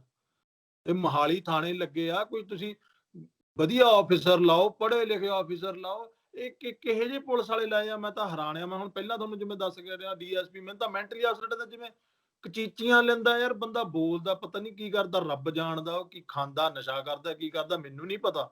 ਪਰ ਇਹ ਦੋਨਾਂ ਦਾ ਮੈਂ ਕਲੀਅਰ ਕੱਟ ਨਾਮ ਲੈਂਦਾ ਰਿਹਾ, ਕਲੀਅਰ ਕੱਟ ਸਹੀ ਸ਼ਬਦਾਂ ਦੇ ਵਿੱਚ, ਕਿ ਇਹ ਦੋਨਾਂ ਨੇ ਵੀ ਮੈਨੂੰ ਕੁੱਟਿਆ ਆ। ਤੇ ਹੁਣ ਇੱਕ ਮੈਨੂੰ ਪੁੱਠਾ ਪਾਇਆ ਆ, ਮੇਰੇ ਪੈਰਾਂ ਤੇ ਕੋਈ ਡੰਡੇ ਮਾਰੀ ਜਾਂਦਾ, ਮੇਰੇ ਮਗਰ ਤਾਂ ਅੱਖਾਂ ਲੱਗੀਆਂ ਨਹੀਂ। ਜੀ ਕਿ ਮੈਂ ਪਿੱਛੋਂ ਦੇਖੀ ਜਾਵਾਂ ਕੌਣ ਮਾਰੀ ਜਾਂਦਾ, ਕਿ ਹਾਂਜੀ ਮੈਨੂੰ ਤਾਂ ਇਹਨੂੰ ਡੀਐਸਪੀ ਨੇ ਮੈਨੂੰ ਕੁੱਟਿਆ ਤੇ ਇਹਨੇ ਕਟਾਇਆ ਖੜ ਕੇ, ਤੇ ਰਾਜੀਵ ਕੁਮਾਰ ਨੇ ਮੈਨੂੰ ਬਾਅਦ ਚ ਕੁੱਟਿਆ। ਹੁਣ ਇਹ ਦੋਨਾਂ ਨੂੰ ਸ਼ੀਲਡ ਸੋ ਕਰਤਾ। ਐਲੀ ਲਗਭਗ ਆਪਾਂ ਆਖਰੀ ਸਮੇਂ ਟਾਈਮ ਫਰੇਮ ਵੱਲ ਜਾ ਰਹੇ ਹਾਂ। ਘੁੰਮਣ ਬ੍ਰਦਰਜ਼, ਤੁਹਾਡੇ ਤੋਂ ਮੈਂ ਆਖਰੀ ਸਵਾਲ ਪੁੱਛਣਾ ਚਾਹੁੰਦਾ ਕਿ ਜਿਹੜਾ ਆਪਣੇ ਸਾਹਮਣੇ ਹੁਣ ਤੱਕ ਦਾ ਸਿਨੈਰੀਓ ਹੈ ਲਗਭਗ ਬਹੁਤ ਵਧੀਆ ਤਰੀਕੇ ਨਾਲ ਤੁਸੀਂ ਖੋਲ ਕੇ ਸਾਹਮਣੇ ਰੱਖ ਦਿੱਤਾ ਹੈ, ਤੇ ਅਖੀਰ ਦੇ ਵਿੱਚ ਜਿਹੜੇ ਦਰਸ਼ਕ ਇਸ ਵਕਤ ਤੁਹਾਨੂੰ ਦੇਖ ਰਹੇ ਨੇ ਉਹਨਾਂ ਨੂੰ ਇਸ ਕੇਸ ਦੇ ਮੁਤਲਕ ਹੋਰ ਕੁਝ ਕਹਿਣਾ ਚਾਹੁੰਦੇ ਹੋ, ਕਿਹਾ ਜਾ ਸਕਦਾ ਹੈ? ਮੈਂ ਇੱਕ ਚੀਜ਼ ਮੈਂ ਕਹਿਣੀ ਚਾਹੁੰਦਾ ਜੀ ਜੀ ਕਿ ਜਿਹੜੀ ਸਿੱਟ ਦੀ ਫਾਈਂਡਿੰਗ ਆਈ ਏ, ਮੈਂ ਜੀ। ਇੱਕੋ ਚੀਜ਼ ਲਾਸਟ ਦੇ ਵਿੱਚ ਮੈਂ ਕਹਿਣੀ ਚਾਹੁੰਦਾ ਵੀ ਰਮਨਦੀਪ ਸਿੰਘ ਡੀਐਸਪੀ ਦੇ ਜਿਹੜੇ 2 ਪੀਐਸਓ ਕਹਿ ਲਓ, ਉਹਦੇ ਗਨਮੈਨ ਕਹਿ ਲਓ, ਸਾਹਿਲ ਤੇ ਸਤਿੰਦਰ, ਜੀ ਮੈਂ ਇੱਕ ਚੀਜ਼ ਪੁੱਛਣੀ ਚਾਹੁੰਦਾ ਸੀ ਡੀਜੀਪੀ ਸਾਹਿਬ ਤੋਂ ਵੀ ਉਹਨਾਂ ਨੇ ਜੇਕਰ ਐਲੀ ਮਾਗੜ ਦੇ ਉੱਪਰ ਤਸੱਦਦ ਢਾਇਆ ਤਾਂ ਕਿਹੜੀ ਕਪੈਸਿਟੀ ਚ ਢਾਇਆ? ਕੀ ਉਹ ਥਾਣਾ ਸੋਹਾਣਾ ਜਿਹਦੀ ਪੁਲਿਸ ਸਟੇਸ਼ਨ ਤੇ ਐਲੀ ਨੂੰ ਲੈ ਕੇ ਗਏ ਸਨ, ਕੀ ਉਹ ਪੁਲਿਸ ਸਟੇਸ਼ਨ ਦੇ ਮੈਂਬਰ ਸੀ? ਉਹ ਕੀ ਉਹ ਕਿਸੇ ਸੀਏ ਸਟਾਫ ਦੇ ਮੈਂਬਰ ਸੀ? ਦੇਖੋ ਮੇਰੀ ਗੱਲ ਸੁਣੋ, ਉਹਦੇ ਚ ਆਪਣੇ ਬੈਣੀਪਾਲ ਸਾਹਿਬ ਅਸੀਂ ਇਹ ਸਵਾਲ ਕਰਨਾ ਚਾਹੁੰਦੇ ਆ ਵੀ ਜੇਕਰ ਉਹਨਾਂ ਨੇ ਤਸੱਦਦ ਢਾਇਆ, ਕੁੱਟਿਆ, ਜਿਹੜੀ ਰਿਪੋਰਟ ਦੇ ਵਿੱਚ ਵੀ ਆ ਗਿਆ ਵੀ ਹਾਂ ਇਹਨਾਂ ਨੇ ਕੁੱਟਿਆ, ਤਾਂ ਉਹਨਾਂ ਨੇ ਫਿਰ ਕਿਹਦੀ ਡਾਇਰੈਕਸ਼ਨ ਨਾਲ ਕੁੱਟਿਆ? ਦੇਖੋ ਉਹ ਤਾਂ ਡੀਐਸਪੀ ਦੇ ਗਨਮੈਨ ਨੇ, ਉਹ ਤਾਂ ਉਸ ਥਾਣੇ ਦੇ ਵਿੱਚ ਲੱਗੇ ਨਹੀਂ ਹੋਏ। ਡੀਐਸਪੀ ਜਿਹੜਾ ਡੀਐਸਪੀ ਹੈ, ਡੀਐਸਪੀ ਦੀਆਂ ਇੰਸਟਰਕਸ਼ਨਾਂ ਦੇ ਉੱਪਰ ਹੀ ਇਹਦੀ ਕੁੱਟ ਕਟਈਆ ਕੀਤਾ। ਹੁਣ ਅਸੀਂ ਇਹ ਗੱਲ ਕਹਿੰਦੇ ਆ ਕਿ ਜੇਕਰ ਉਹਦੇ ਦੋਵੇਂ ਗਨਮੈਨ ਫਾਈਂਡਿੰਗ ਦੇ ਵਿੱਚ ਕਲੀਅਰ ਕੱਟ ਉਹਨੂੰ ਸੀਰੀਅਲ ਨੰਬਰ 2 ਤੇ 3 ਦੇ ਵਿੱਚ ਆ ਗਏ, ਤਾਂ ਜਿਹੜਾ ਡੀਐਸਪੀ ਹੈ ਉਹਦਾ ਡਾਇਰੈਕਟਲੀ ਕਨੈਕਟੀਵਿਟੀ ਵੀ ਉਹਦੇ ਨਾਲ ਜੁੜਦੀ ਹੈ, ਉਹਨਾਂ ਗਨਮੈਨਾਂ ਦੇ ਨਾਲ। ਇਸ ਤੋਂ ਇਲਾਵਾ ਸਿੱਟ ਦੀ ਫਾਈਂਡਿੰਗ ਜਿਹੜੀ ਹੈ ਬੈਣੀਪਾਲ ਸਾਹਿਬ, ਉਹਦੇ ਚ ਆਇਆ ਹੈ ਕਿ ਜੋ ਸਾਰਾ ਕੁਝ ਹੋਇਆ ਇਹ ਡੀਐਸਪੀ ਰਮਨਦੀਪ ਦੀ ਦੇਖ ਰੇਖ under the shadow of DSP ਹੋਇਆ ਹੈ। ਸੋ ਸਾਡਾ ਕਹਿਣ ਤੋਂ ਭਾਵ ਸਿਰਫ ਇੰਨਾ ਕੋਈ ਵੀ ਜੇਕਰ ਅਸੀਂ ਮਾਨਯੋਗ ਹਾਈ ਕੋਰਟ ਦੇ ਵਿੱਚ ਜਾਂਦੇ ਆ ਜਾਂ ਐਨਆਰਆਈ ਕਮਿਸ਼ਨ ਦੇ ਵਿੱਚ ਜਾਂਦੇ ਆ, ਤਾਂ ਜਿਹੜੇ ਮੇਨ ਕਲਪ੍ਰਿਟ ਨੇ, ਜਿਹੜੇ ਮੁੱਖ ਤੁਸੀਂ ਬੰਦੇ ਕਹਿ ਲਓ ਜਿਨ੍ਹਾਂ ਨੇ ਸਾਰੇ ਘਟਨਾਕ੍ਰਮ ਨੂੰ ਅੰਜਾਮ ਦਿੱਤਾ ਹੈ, ਉਹਨਾਂ ਨੂੰ ਵੀ ਅਸੀਂ ਆਪਣੇ ਵੱਲੋਂ ਜਿੱਥੋਂ ਤੱਕ ਹੋਵਾਂਗੇ, ਜਿਵੇਂ ਅਸੀਂ ਅੱਗੇ ਕਹਿੰਦੇ ਆ ਵੀ ਅਸੀਂ ਆਪਣੇ ਵੱਲੋਂ ਅਸੀਂ ਇਹਦਾ ਜੋ ਮਾਰਕਟਾਈ ਕੀਤੀ ਉਹਦਾ ਪਾਈ ਦਾ ਅਸੀਂ ਹਿਸਾਬ ਲਵਾਂਗੇ। ਅਸੀਂ ਡੀਐਸਪੀ ਰਮਨਦੀਪ ਨੂੰ, ਕਿਉਂਕਿ ਉਹ ਮੁੱਖ ਸੀਗਾ, ਉਹਦਾ ਸਿਸਟਮ ਸਾਡੇ ਕੋਲ ਆ ਗਿਆ, ਅਸੀਂ ਆਬਜੈਕਸ਼ਨ ਵੀ ਦੇਣੇ ਨੇ ਤੇ ਅਸੀਂ ਹਾਈ ਕੋਰਟ ਦਾ ਵੀ ਦਰਵਾਜ਼ਾ ਹਾਂ, ਇਹ ਛੱਡਣੇ ਨਹੀਂ ਭਾਜੀ, ਇਹ ਠੋਕਣੇ ਆ ਜਿੰਨਾ ਟਾਈਮ। ਇਸ ਦੇ ਨਾਲ ਹੀ ਵਕੀਲ ਸਾਹਿਬ ਦੋਵੇਂ ਭਰਾ, ਅਖੀਰ ਤੁਸੀਂ ਕਹਿਣਾ ਚਾਹੁੰਦੇ ਜੀ ਕੁਝ? ਮੈਂ ਇੱਕ ਸਰ ਗੱਲ ਦੱਸਣੀ ਚਾਹੁੰਦਾ ਸੀ, ਜੋ ਆਪਾਂ ਫਿਲਮਾਂ 'ਚ ਦੇਖਦੇ ਆ, ਮੈਂ ਥੋੜਾ ਜਿਹਾ ਜਾਣ ਤੋਂ ਪਹਿਲਾਂ ਵੀ ਸਾਨੂੰ ਪ੍ਰੈਸ਼ਰਾਈਜ਼ ਕਿਵੇਂ ਕੀਤਾ ਗਿਆ ਇਸ ਕੇਸ 'ਚ, ਵੀ ਤੁਸੀਂ ਕਿਉਂ ਖੜੇ ਹੋ ਗਏ ਪੁਲਿਸ ਦੇ ਖਿਲਾਫ? ਸਰ ਐਲੀ ਇਸ ਗੱਲ ਦਾ ਗਵਾਹ ਹੈ। ਜਿਸ ਦਿਨ ਅਸੀਂ ਡੀਜੀਪੀ ਪੰਜਾਬ ਨੂੰ ਮਿਲੇ ਨਾ ਵੀ ਇੱਥੇ ਸਿੱਟ ਬਣਾ ਦਿਓ, ਅਸੀਂ ਰੌਲਾ ਪਾਇਆ ਵੀ ਇੱਕ ਬੰਦੇ ਨਾਲ ਤੁਸੀਂ ਧੱਕਾ ਕੀਤਾ ਹੈ, ਪੁਲਿਸ ਨੇ ਆਹ ਕੀਤਾ ਹੈ, ਸਰ ਇੱਥੇ ਸੋਸ਼ਲ ਮੀਡੀਆ 'ਚ ਫੈਲ ਗਈ। ਉਹ ਸ਼ਾਮ ਸਰ ਡੀਜੀਪੀ ਆਫਿਸ ਤੇ ਅਸੀਂ ਇੱਕ ਬਾਹਰ ਪ੍ਰੈਸ ਕਾਨਫਰੰਸ ਕੀਤੀ ਪੀਟੀਸੀ ਚੈਨਲ ਤੇ, ਸਰ ਉਹ ਅਸੀਂ 5:30 6 ਵਜੇ ਕੀਤੀ। 6:30 7 ਵਜੇ ਸਾਡੇ ਕੋਲ ਸਰ ਬੈਣੀਪਾਲ ਸਾਹਿਬ, ਅਸੀਂ ਪੰਜਾਬ ਦੇ ਮਰਡਰ ਕੇਸਿਸ ਕਰਦੇ ਸੀ, ਐਲੀ ਦੇ ਕੇਸ ਤੋਂ ਪਹਿਲਾਂ ਵੱਡੇ ਮਰਡਰ ਕੇਸਿਸ, ਥ੍ਰੈਟ ਪਰਸੈਪਸ਼ਨ ਸੀ ਸਾਨੂੰ ਹਾਈ ਲੈਵਲ ਤੇ। ਸਾਡੇ ਕੋਲ ਸਰ 6 ਗਨਮੈਨ ਪੰਜਾਬ ਪੁਲਿਸ ਦੇ ਸੀ, ਡੀਜੀਪੀ ਪੰਜਾਬ ਵੱਲੋਂ ਦਿੱਤੇ ਹੋਏ ਸੀਗੇ, ਕਿਉਂਕਿ ਵੱਡੇ ਕੇਸ ਲੜਦੇ ਸੀ। ਸਰ ਸਾਨੂੰ ਦਬਾਉਣ ਲਈ ਉਹ ਸ਼ਾਮ ਐਲੀ, ਜਦੋਂ ਅਸੀਂ 11 ਫੇਸ ਬੈਠੇ ਸੀ ਐਲੀ ਉੱਥੇ, ਸਰ ਸਾਡੀ ਸਾਰੀ ਸਿਕਿਉਰਿਟੀ, ਮੈਂ ਤੁਹਾਨੂੰ ਕੀ ਦੱਸਾਂ, ਸਾਡੀ ਸਾਰੀ ਸਿਕਿਉਰਿਟੀ ਇੱਕ ਗਨਮੈਨ ਨਹੀਂ ਛੱਡਿਆ। ਉਹ ਸ਼ਾਮ ਇਹਨਾਂ ਨੇ ਸਾਨੂੰ ਸੱਟ ਮਾਰਨ ਦੀ ਕੋਸ਼ਿਸ਼ ਕੀਤੀ। ਇਹਨਾਂ ਨੇ ਸਰ ਸਾਡੀ ਸਿਕਿਉਰਿਟੀ 20 ਸਤੰਬਰ ਨੂੰ ਇਹਨਾਂ ਨੇ ਵਾਪਸ ਲੈ ਲਈ ਸੀ। ਇਸ ਘਟਨਾ ਤੋਂ ਬਾਅਦ 20 ਸਤੰਬਰ ਤੋਂ ਲੈ ਕੇ 25 ਅਕਤੂਬਰ ਤੱਕ ਸਰ ਅਸੀਂ 1.5 ਮਹੀਨਾ ਬੈਣੀਪਾਲ ਸਾਹਿਬ ਕੋਈ ਸਾਡੇ ਨਾਲ ਸਿਕਿਉਰਿਟੀ ਨੂੰ ਹਾਈ ਥ੍ਰੈਟ ਤੇ, ਨਾ ਅਸੀਂ ਸੋਸ਼ਲ ਮੀਡੀਆ ਤੇ ਜਾਣ ਜੋਗੇ ਵੀ ਕੀ ਕਿਸੇ ਨੂੰ ਦਸੀਏ, ਥ੍ਰੈਟ ਤੇ ਪਹਿਲਾਂ ਕੋਈ ਕੰਮ ਨਾ ਸਾਡਾ ਕਰ ਜਾਵੇ। ਅਲਟੀਮੇਟਲੀ ਅਸੀਂ ਡਰੇ ਨਹੀਂ, ਘਬਰਾਏ ਨਹੀਂ। ਐਲੀ ਕਹਿੰਦਾ ਬਾਈ ਜੀ ਤੁਹਾਨੂੰ ਬਾਉਂਸਰ ਚਾਹੀਦੇ ਨੇ, ਮੈਨੂੰ ਦੱਸੋ ਮੈਂ ਕਿੰਨੇ ਭੇਜਾਂ। ਅਸੀਂ ਕਿਹਾ ਕੋਈ ਲੋੜ ਨਹੀਂ, ਮੇਰੇ ਕੋਲ ਆਪਣਾ ਵੈਪਨ ਹੈ, ਬ੍ਰਦਰ ਕੋਲ ਆਪਣਾ ਹੈ। ਸਰ ਅਸੀਂ ਕੋਰਟਾਂ ਦੇ ਵਿੱਚ ਵੀ ਆਪਣੀਆਂ ਫੋਰਚੂਨਰ ਵੱਡੀਆਂ ਸਾਰੀਆਂ ਗੱਡੀਆਂ ਛੱਡ ਕੇ, ਐਲੀ ਨੂੰ ਪਤਾ ਹੈ ਜੀ ਅਸੀਂ ਟੈਕਸੀਆਂ ਲੈ ਕੇ ਜਾਂਦੇ ਰਹੇ ਹਾਂ, ਪਰ ਅਸੀਂ ਡਰੇ ਨਹੀਂ। ਹਾਰ ਕੇ ਅਸੀਂ ਹਾਈ ਕੋਰਟ 'ਚ ਰਿਟ ਪਾਈ ਤੇ ਸਾਨੂੰ ਉਹਨਾਂ ਨੇ ਪੰਜਾਬ ਪੁਲਿਸ ਦੇ ਕਮਾਂਡੋ ਹਾਈ ਕੋਰਟ ਨੇ ਜਾਰੀ ਕਰ। ਸੋ 1.5 ਮਹੀਨਾ ਇਹਨਾਂ ਨੇ ਸਾਨੂੰ, ਇੱਕ ਵਾਰ ਮੈਂ ਬੜਾ ਡਿਸਅਪੁਆਇੰਟ ਹੋਇਆ, ਮੈਂ 2 ਦਿਨ ਹਨੇਰੇ ਵਾਲੇ ਕਮਰੇ 'ਚ ਰਿਹਾ ਵੀ ਯਾਰ ਮੇਰੀ ਇਹਨਾਂ ਨੇ ਇਨਸਲਟ ਕੀਤੀ ਹੈ। ਸੋ ਇੱਕ ਵਕੀਲ ਦੇ ਨਾਲ ਜਿਹੜਾ ਖੜਾ ਹੋਇਆ ਸੀ ਇਸ ਸਿਸਟਮ ਦੇ ਵਿੱਚ, ਉਹਨੂੰ ਇਹਨਾਂ ਨੇ ਇਨਾਮ ਦਿੱਤਾ ਵੀ ਅੱਗੇ ਤੋਂ ਤੁਸੀਂ ਜ਼ਰੂਰਤ ਨਾ ਕਰਿਓ। ਸੋ ਮੈਂ ਸਲੂਟ ਕਰਦਾ ਐਲੀ ਨੂੰ ਵੀ ਐਲੀ ਨੇ ਡਟ ਕੇ ਆਪਣੇ ਸਟੈਂਡ ਤੋਂ ਪਿੱਛੇ ਨਹੀਂ ਹੋਇਆ, ਕਿਉਂਕਿ ਜੇ ਇੱਕ ਕਦਮ ਇਹ ਪਿੱਛੇ ਹੋ ਜਾਂਦਾ ਤਾਂ ਤੁਸੀਂ ਇਹ ਕਹਿ ਲਓ ਵੀ ਅਸੀਂ ਤਾਂ ਵਿਕਟਮ, ਜਦੋਂ ਵਕੀਲ ਉਹਨਾਂ ਟਾਈਮ ਤੱਕ ਹੀ ਹੈ ਜਿੰਨਾ ਟਾਈਮ ਤੱਕ ਉਹਦਾ ਕਲਾਇੰਟ। ਸੋ ਅਸੀਂ ਬੜਾ ਕੋਸ਼ਿਸ਼ ਕੀਤੀ, ਬਾਕੀ ਐਲੀ ਤੇ ਪ੍ਰੈਸ਼ਰ ਪਾਇਆ, ਉਹ ਐਲੀ ਮਰਦਾ 2 ਮਿੰਟ ਤੁਸੀਂ ਵੀ ਜਾਂਦੇ ਹਨਾ। ਜੀ ਤੁਹਾਡੇ ਦੋਵਾਂ ਵੀਰਾਂ ਦਾ ਇਸ ਮਸਲੇ ਨੂੰ ਅੱਗੇ ਲੈ ਕੇ ਜਾਣ ਦੇ ਵਾਸਤੇ ਤੇ ਪੁਖਤਾ ਤਰੀਕੇ ਨਾਲ ਕੇਸ ਲੜਨ ਦੇ ਵਾਸਤੇ ਤਹਿ ਦਿਲੋਂ ਧੰਨਵਾਦ ਹੈ ਜੀ। ਐਲੀ ਜੀ ਅਖੀਰ ਵਿੱਚ ਤੁਸੀਂ ਕੀ ਕਹਿਣਾ ਚਾਹੁੰਦੇ ਹੋ? ਇਹੀ ਕਹਿਣਾ ਚਾਹੁੰਦੇ ਹਾਂ ਜੀ ਬਸ, ਕਿ ਜੋ ਹੁਣ ਤੱਕ ਲੜੇ ਆ ਇਹ ਕੇਸ ਮੈਂ ਲੜਦਾ ਰਹੂੰਗਾ ਜੀ। ਵਿੱਚ ਦੀ ਤਾਂ ਮੈਨੂੰ ਇੱਕ ਵਾਰੀ ਮੇਰੇ ਫਾਦਰ ਸਾਹਿਬ ਨੇ ਵੀ ਕਹਿਤੇ ਕਿ ਛੱਡ ਖੜਾ ਯਾਰ, ਇਹ ਪੁਲਿਸ ਐ ਹੁੰਦੀ ਆ, ਫਲਾਨਾ ਹੁੰਦਾ ਹੈ, ਢੀਂਗੇ ਹੁੰਦੇ ਨੇ। ਮੈਂ ਕਿਹਾ ਨਹੀਂ ਯਾਰ ਡੈਡੀ, ਮੈਂ ਆਪਣੇ ਜਿਵੇਂ ਪਰਿਵਾਰ ਦਾ ਨਾਮ ਆ, ਮੈਂ ਉਹ ਮਿੱਟੀ 'ਚ ਨਹੀਂ ਰੋਲਣਾ। ਮੈਂ ਉਹਨੂੰ 4 ਕਦਮ ਗਾਂਹ ਲੈ ਕੇ ਜਾਊਂਗਾ ਕਿ ਲੋਕ ਖੜ ਕੇ ਕਿਆ ਕਰਨਗੇ ਕਿ ਉਹ ਐਲੀ ਦਾ ਪਿਓ ਆਉਂਦਾ ਆ। ਜੀ ਆਪਾਂ ਧੰਨਵਾਦ। ਲੜਾਂਗੇ ਜੀ ਕੇਸ ਜਿੰਨਾ ਟਾਈਮ ਵੀ ਲੜ ਹੋਊਗਾ। ਤੇ ਜਿਨ੍ਹਾਂ ਨੇ ਜੋ ਇਹ ਕੰਮ ਕਰਿਆ, ਮੈਂ ਕਹਿੰਦਾ ਜੀ, ਮੈਂ ਪਹਿਲਾਂ ਵੀ ਕਿਹਾ ਸੀ ਕਿ ਅੱਜ ਤੱਕ ਗਾਉਣ ਲੱਗੇ ਕਦੇ ਕਿੱਲਾ ਵੇਚਿਆ ਨਹੀਂ, ਤੇ ਜੇ ਹੁਣ ਲੋੜ ਪਈ ਵੇਚ ਕੇ ਸਾਰੇ ਉਹਦੇ ਤੇ ਲਾ ਦੂੰਗਾ। ਧੰਨਵਾਦ ਜੀ ਤੁਹਾਡਾ। ਸੁਮੇਧ ਸਿੰਘ ਸੈਣੀ ਨੇ 29 ਸਾਲ ਬਾਅਦ ਉਹ ਕੇਸ ਦੇ ਵਿੱਚ ਸਾਹਮਣ ਹੋਇਆ। ਸੁਮੇਧ ਸਿੰਘ ਸੈਣੀ ਜਿਹਨੂੰ ਬੁੱਚੜ ਕਹਿੰਦੇ ਨੇ, ਤੇ ਹਜੇ ਐਲੀ ਦੇ ਕੇਸ ਨੂੰ 1 ਸਾਲ ਹੋਇਆ। ਅਸੀਂ ਥੱਕੇ ਨਹੀਂ। ਅਸੀਂ ਇਹਦਾ, ਮੈਂ ਤੁਹਾਡੇ ਨਾਲ ਵਾਅਦਾ ਕਰਦਾ ਐਨਆਰਆਈ ਭਰਾਵਾਂ ਨਾਲ, ਪਾਈ ਦਾ ਹਿਸਾਬ ਲਵਾਂਗੇ, ਪਾਈ ਦਾ ਹਿਸਾਬ ਲਵਾਂਗੇ ਜੀ। ਧੰਨਵਾਦ ਜੀ ਤੁਹਾਡਾ, ਮਿਹਰਬਾਨੀ ਜੀ। ਦੋਸਤੋ, ਇਹ ਸੀ ਸਾਡਾ ਅੱਜ ਦਾ ਪ੍ਰੋਗਰਾਮ। ਐਲੀ ਮਾਂਕ ਨੇ ਆਪਣੀ ਹੱਡਬੀਤੀ ਦੱਸੀ ਹੈ। ਘੁੰਮਣ ਬ੍ਰਦਰਜ਼ ਨੇ ਹੁਣ ਤੱਕ ਸਾਰਾ ਕਾਨੂੰਨੀ ਨੁਕਤਾ ਨਿਗਾਹ ਤੋਂ ਇਹ ਕੇਸ ਫੜਿਆ ਹੋਇਆ ਤੇ ਨਾਲ ਇਹ ਵੀ ਆਖ ਦਿੱਤਾ ਹੈ ਕਿ ਭਾਵੇਂ ਸਾਨੂੰ ਹਾਈ ਕੋਰਟ ਦਾ ਦਰਵਾਜ਼ਾ ਵੀ ਕਿਉਂ ਨਾ ਖੜਕਾਉਣਾ ਪਵੇ, ਅਸੀਂ ਇਨਸਾਫ ਲੈ ਕੇ ਰਹਾਂਗੇ। ਸੋ ਜੇਕਰ ਸੱਚੀ ਮੁੱਚੀ ਤੁਹਾਨੂੰ ਲੱਗਿਆ ਕਿ ਬਹੁਤ ਸਾਰੇ ਹੋਰ ਵੀ ਲੋਕ ਨੇ ਜਿਨ੍ਹਾਂ ਨਾਲ ਬੇਇਨਸਾਫੀ ਹੁੰਦੀ ਹੈ, ਉਹ ਵੀ ਤੁਸੀਂ ਸਾਡੇ ਨਾਲ ਸੰਪਰਕ ਕਰ ਸਕਦੇ ਹੋ। ਜੇਕਰ ਤੁਹਾਡਾ ਕਿਤੇ ਕੇਸ ਚੱਲ ਰਿਹਾ ਹੈ, ਅਸੀਂ ਕੋਸ਼ਿਸ਼ ਕਰਾਂਗੇ ਕਿ ਤੁਹਾਡੀ ਵੀ ਆਵਾਜ਼ ਬਣੀ ਜਾ ਸਕੇ। ਸੋ ਆਓ ਅੱਜ ਦੇ ਪ੍ਰੋਗਰਾਮ ਦੀ ਸਮਾਪਤੀ ਕਰਦੇ ਹਾਂ। ਤੇ ਜੇਕਰ ਹਾਲੇ ਤੱਕ ਸਾਡਾ ਚੈਨਲ ਸਬਸਕ੍ਰਾਈਬ ਨਹੀਂ ਕੀਤਾ, ਚੈਨਲ ਵੀ ਜ਼ਰੂਰ ਸਬਸਕ੍ਰਾਈਬ ਕਰ ਲਿਓ, ਘੰਟੀ ਵੀ ਜ਼ਰੂਰ ਨੱਪ ਲਿਓ, ਵੀਡੀਓ ਲਾਈਕ ਤੇ ਸ਼ੇਅਰ ਕਰਨ ਦੀ ਵੀ ਜ਼ਰੂਰ ਕੋਸ਼ਿਸ਼ ਕਰਿਓ। ਆਓ ਫਿਰ ਕਹੀਏ ਕਿ ਜ਼ਿੰਦਗੀ ਜ਼ਿੰਦਾਦਲੀ ਦਾ ਨਾਮ ਹੈ। ਦਵਿੰਦਰ ਸਿੰਘ ਬੈਨੀਪਾਲ ਨੂੰ ਆਗਿਆ ਦਿਓ। ਸਤਿ ਸ੍ਰੀ ਅਕਾਲ ਤੇ ਰੱਬ ਰਾਖਾ।